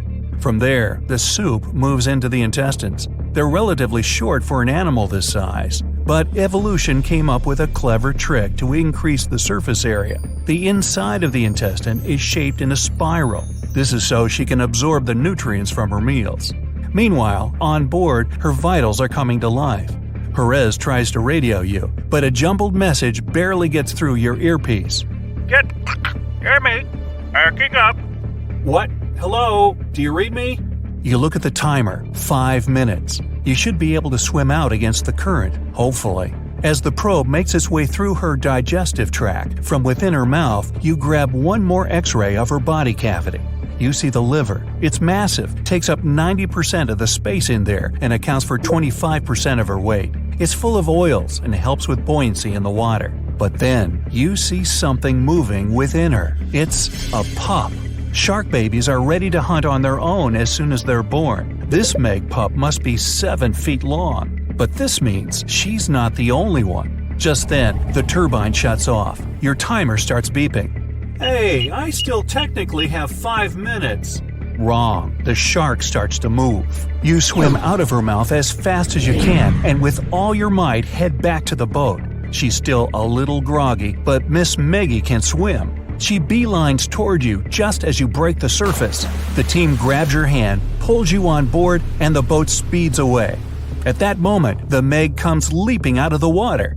She follows you for a while, but loses interest soon enough. Whew, that was too close. Happy birthday to me. Hey, time for some cake. So imagine stumbling upon a creature so huge it could dwarf even the largest known marine animals today. Scientists discovered the fossils of this beast on England's coast and believe it once ruled the waves. The new species was named Ichthyotitan severnensis, but thankfully for me, scientists nicknamed it the Little Stock Monster. Its estimated lengths range from 72 to 85 feet long, almost as big as a blue whale. Megalodon can't even compare to this. It was only about 60 feet long. And what's crazy is that this fossil we found wasn't even an adult, so who knows what their actual size was. The first piece of the Little Stock Monster was discovered in 2016 in the Westbury Formation. Researchers found a 3-foot-long jaw part that belonged to an unknown species. For years, this single fragment had been driving them crazy because they had no idea what that animal was. Then, in 2020, a miracle happened, of sorts. A father with his 11-year-old daughter found the second piece of fossil on a beach. This discovery led to more findings. Finally, in 2022, the last piece of the literal jaw puzzle was found, buried along the Somerset coast. This Leviathan belonged to the Shastasaurid family. Both the Little Stock Monster and other Shastasaurids had one ancestor, so all the species in this family are super similar to each other. For example, all of them were the largest marine reptiles ever to exist. Although our Little Stock Monster is much larger, most Shastasaurids could grow up to only 69 feet long, and it's possible that the Little Stock Monster, when fully grown, would reach up to 100 feet or even more. Both of their bodies were just perfect for cruising the ancient seas. These marine titans were elegant and slender, with an elongated snout. Other marine animals at the time were smaller and looked more like dolphins. Shastasaurids had long paddle-like limbs adapted for efficient swimming. Their skulls show large eye sockets, which means they had excellent vision.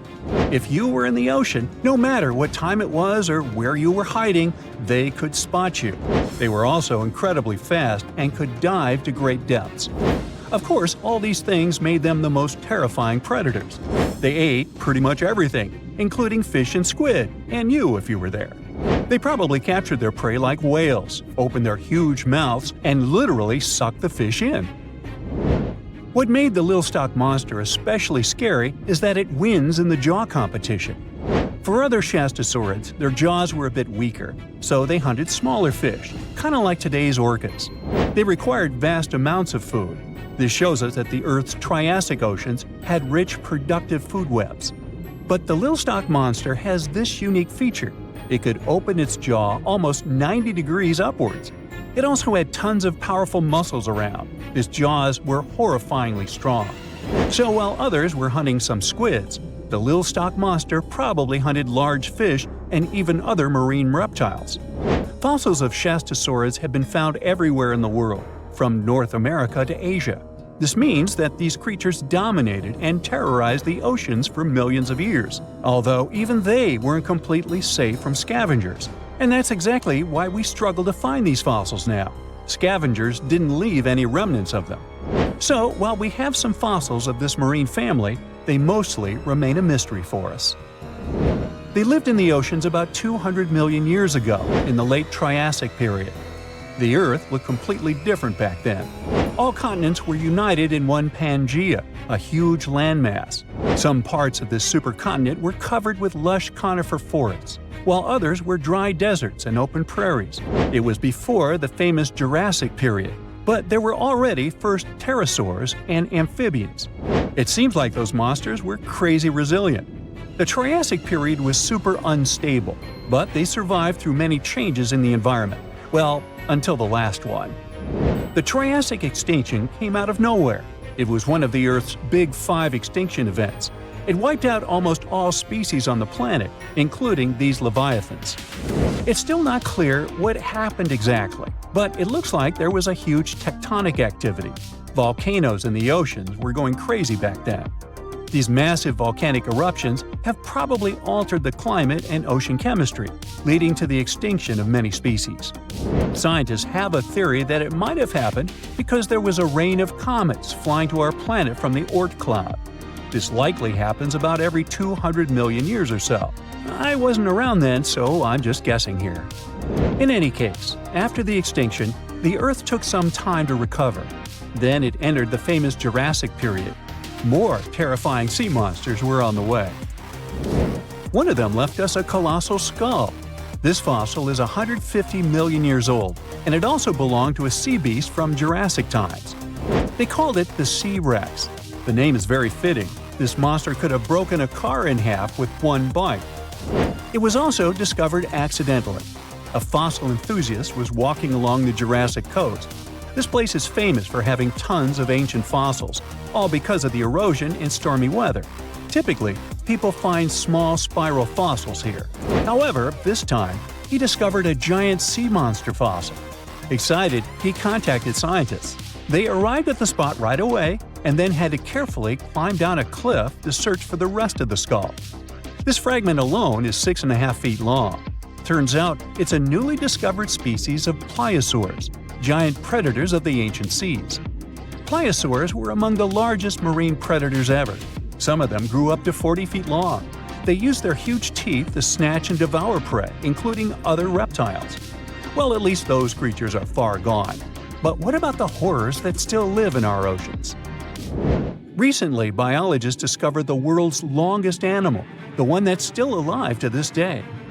They found it off Australia's coast, on the Gascoyne coast, a very mysterious and unexplored place. There, underwater vehicles stumbled upon a frightening 150-foot-long siphonophore.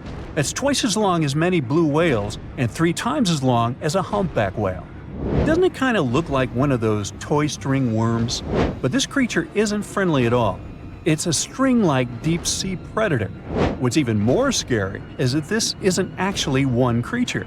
It's a colony of small clones working together as one. Basically, collective consciousness. Ooh, Borg. Together, they stretch out like a single long string in the water. This creature might be the longest siphonophore ever found, and it was discovered at a depth of around 2,000 feet. Siphonophores, similar to jellyfish, capture their prey by dangling stinging tentacles in the water. When their tentacles touch small crustaceans and fish, they get paralyzed, and then they're reeled up to the colony's body. Expeditions to Western Australia's underwater canyons were definitely worth it. Together with that siphonophore, scientists have discovered up to 30 potential new marine species. Among them were a new octopus or squid, a long-tailed sea cucumber, glass sponges, and giant hyroids, colonies of animals resembling upside-down jellyfish. None of them have been seen before in Australia, but most of them weren't as scary as the one that was recently discovered in the Gulf of Mexico. This creature is straight out of a sci-fi thriller, a 26-foot-long manga pinna squid or bigfin squid. It was discovered near an offshore oil rig at a depth of more than 7,800 feet. It has incredibly long elastic tentacles, which can be 15 to 20 times longer than its body. It holds them at right angles to its body, making it look even creepier, almost as if it has elbows. And yes, it's another deep-sea predator. These 10 tentacles probably help the squid trap their prey and drag it onto the seafloor. We barely know anything about this extraterrestrial-looking creature because they're very hard to find and study. And if you think their tentacles are awful, just check out these creatures with 20 arms. This thing looks like a facehugger. This new species is lurking in the frozen depths of Antarctica. Experts were searching for cryptic sea animals known as Promachocrinus, or Antarctic feather stars. They're kind of similar to starfish and sea cucumbers, but have an otherworldly appearance and can live up to 6,500 feet below the surface. It's called the Antarctic strawberry feather star. Despite its pretty name, its appearance is anything but cute. It has a bizarre strawberry-like body from which 20 spindly arms branch off. Its coloring ranges from purple to dark reddish, and the arms all have different lengths and thickness. Who knows how many more of such scary creatures we'll discover in the future. The megalodon was the biggest shark to ever live. Not only that, it's one of the biggest fish and the largest predator in Earth's history. Over 3 times longer than the biggest great white shark on record, the females have also been found to be twice the size of the males. The megalodon could swallow a small car without even touching its teeth, if cars had been around then.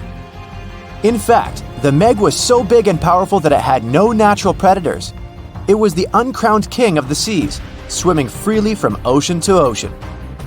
This cosmopolitan creature was found all over the world, from America to Europe and Australia and Japan, assuming there were countries back then.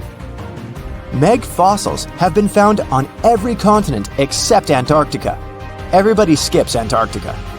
Science tells us that the megalodon went extinct over 3.6 million years ago, but could they still be alive at the deepest depths of the ocean? The fearsome name, megalodon, comes from 2 Greek words, megas, meaning big, and odont, meaning tooth. Combined, they mean big tooth, and it certainly lived up to its name. Just one of its chompers is the same size as a human head. It had 276 humongous teeth in total, across 5 terrifying rows. In all of history, only a couple of saber-toothed cats and the T-Rex had consistently bigger teeth. Now that's a showdown I'd like to watch. The megalodon vanished millions of years ago, leaving only huge teeth to be found by modern archaeologists. Only around 80% of the ocean has been explored, so who knows what's lurking at the bottom. If you did manage to make it down, it's unlikely that you'll run into Meg though. The sharks, like us, preferred warm coastal waters. Deep ocean living would be too cold for the beasts, and food would be scarce. Their entire bodies would also have to evolve to avoid being squished by the enormous water pressure down there. It's unlikely that they're still around, but not impossible. Now, about the appearance of the megalodon. Scientists believe it didn't look like a great white shark. The megalodon belongs to a different fish family and most likely looked like a giant sand tiger shark. Flattened snout, small eyes. Its dorsal fin moved backward. The sand shark has 2 dorsal fins about the same size. The coloration is light brown with a white belly. It may have had brown-red spots like a sand shark all over its body. We used to think of the megalodon as something scary from the first finds of its fossils. That was back in the Renaissance era. People found some teeth in the rocks. At first, these teeth were thought to be the tongues of dragons or snakes. And here is the first drawing of what the owner of these teeth supposedly looked like. a massive snout with a scary nose and a bunch of razor-sharp teeth.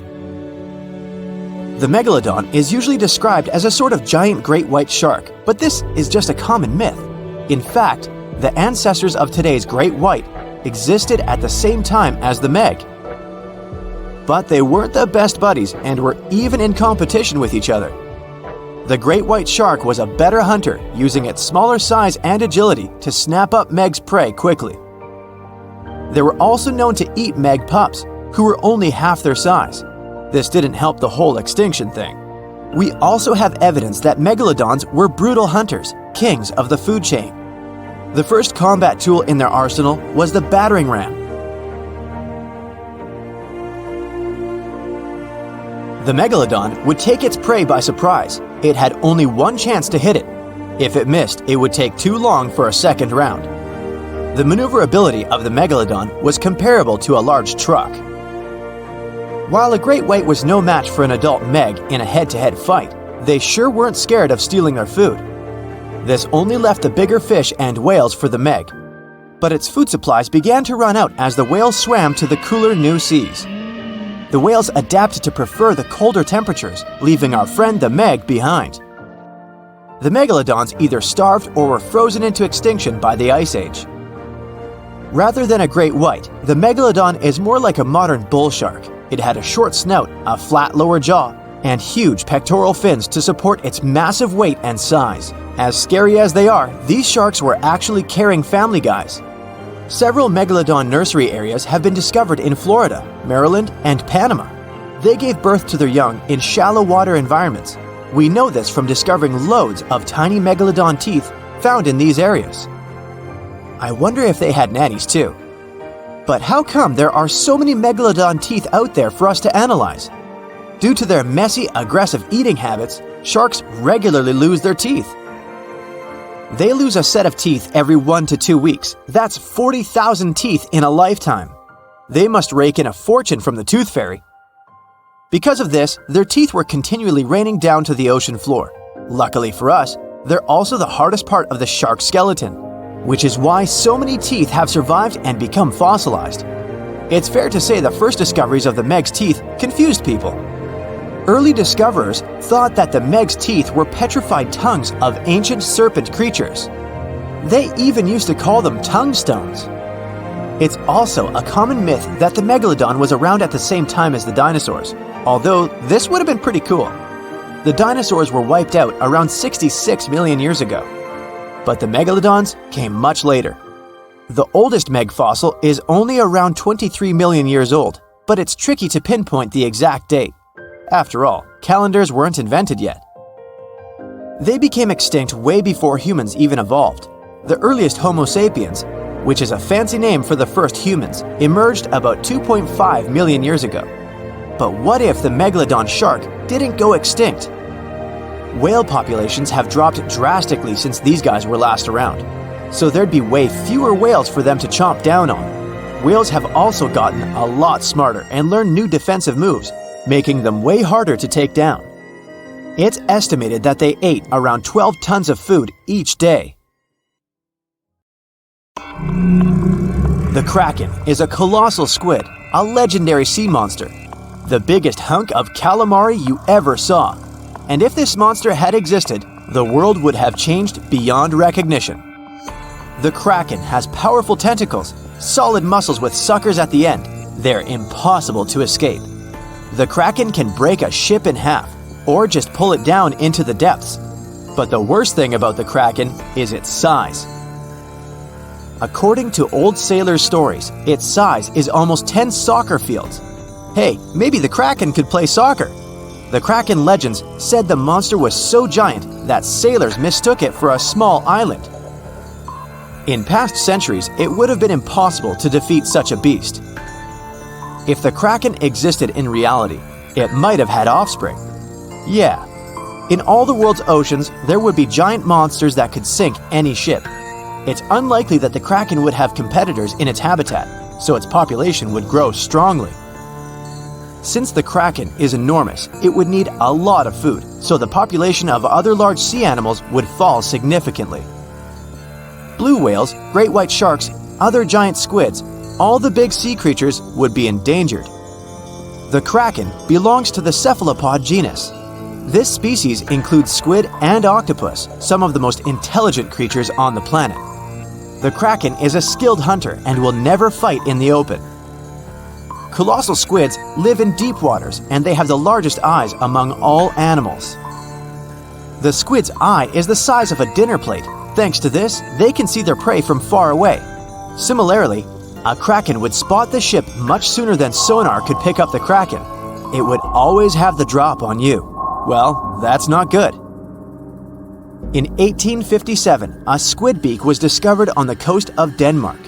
Other huge squid remains were found in the Bahamas, and then scientists were convinced that gigantic squids existed. While colossal squid have been officially discovered since then, it's been more than 100 years and we still don't know what the max size they can grow to. The fact is, colossal squids are one of the most elusive creatures on Earth. They live in the depths of the ocean where it's challenging for scientists to reach. Any dive to a greater depth requires powerful, bulky equipment. Underwater bathyscaphs and cameras make a lot of noise and light, which squids notice from afar. They flee before we can see them. It's difficult to say if these huge squids were the size of a small island, but the truth is, we've only studied about 5% of the ocean. It may be that in its depths, monsters much more terrible than the kraken swim.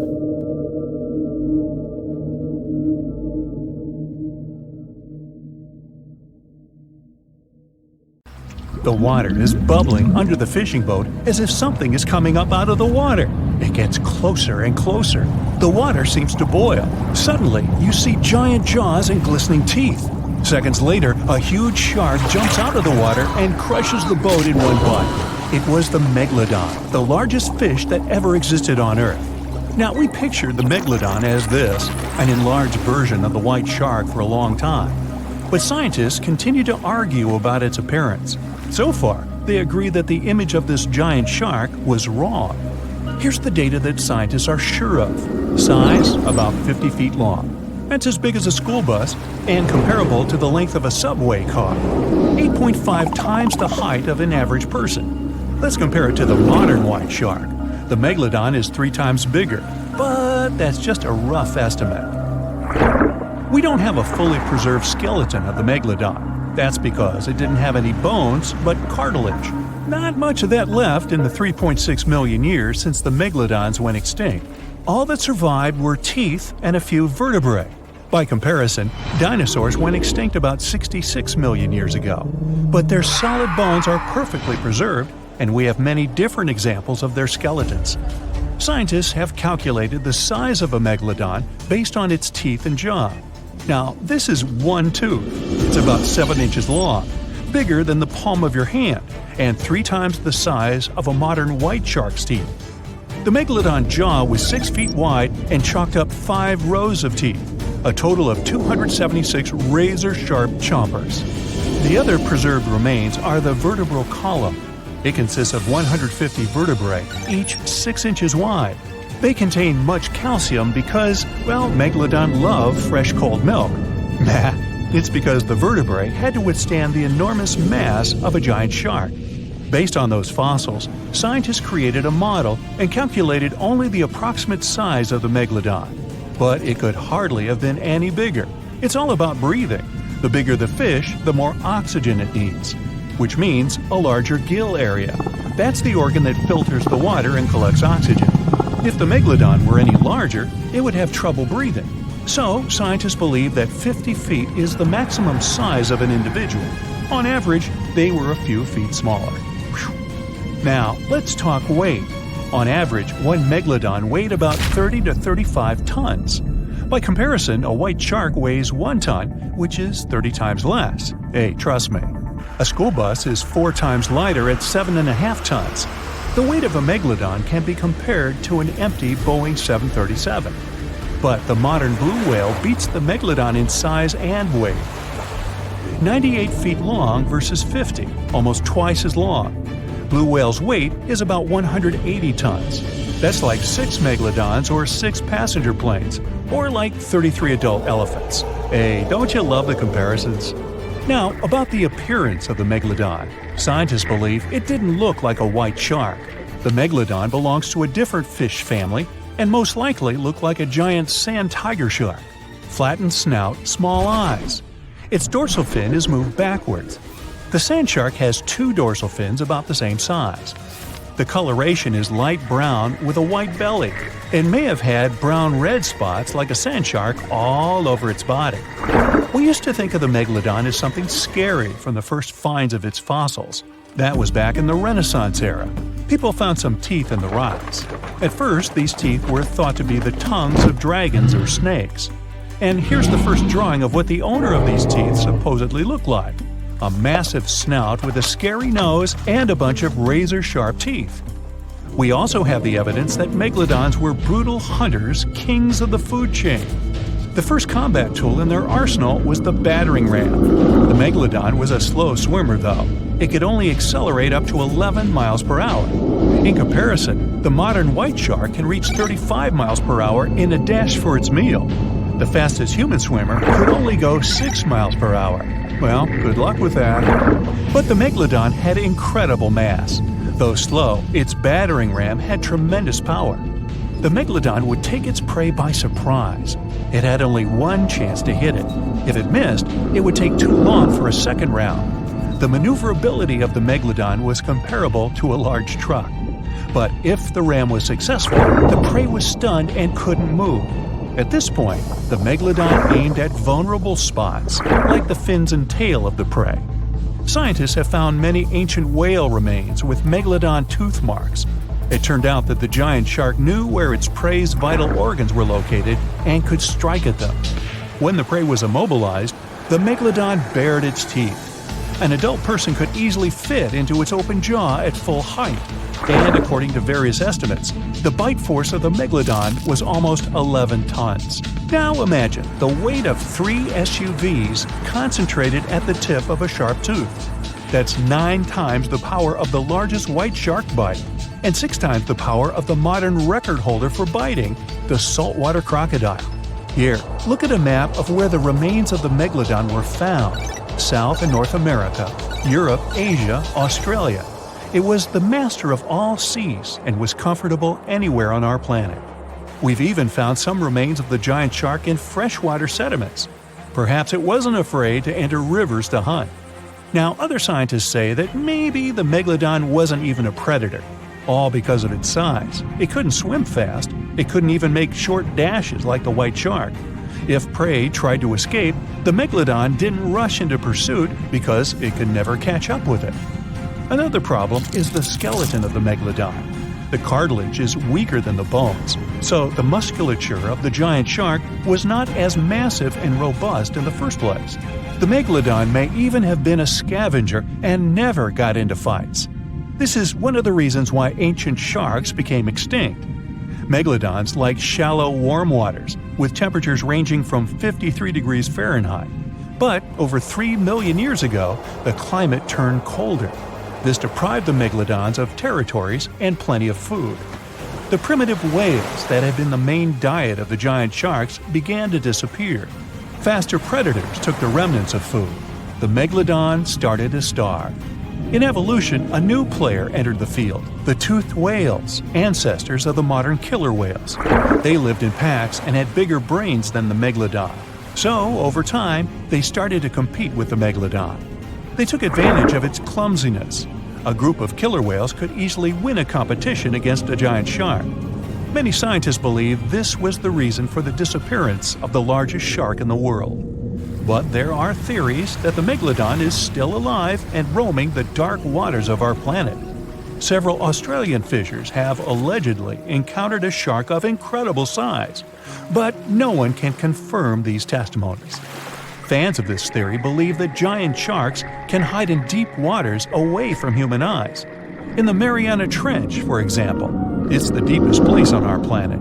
It's deeper than if you stuck Mount Everest in the water, and we've even found the teeth of a megalodon there. But science says that such a giant shark couldn't live in the Mariana Trench for many reasons. One, it's too cold.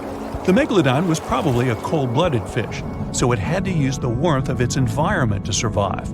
But the water in the Mariana Trench is cold, about 40 degrees Fahrenheit. That's because the deeper down, the less sunlight gets in there. The second reason is pressure. Every 30 feet deep increases the pressure by 1 atmosphere. That is, at the depth of 100 feet, the water presses you 3 times harder than you would feel it at the surface.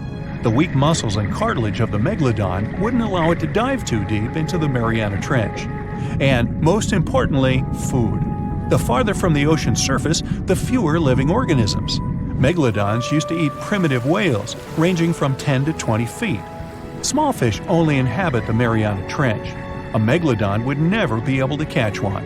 And, judging by its size, all the megalodon did was eat and then look for food again. Compare its weight to that of a human. The average human should get about 2,000 calories a day with an average weight of about 180 pounds. The megalodon weighed 470 times that and needed many more calories. So, even all the fish inhabiting the Mariana Trench could hardly feed a megalodon for even a few days. So, all these theories, of course, are not true. But still, it's just smart to be careful out there. Know what I mean?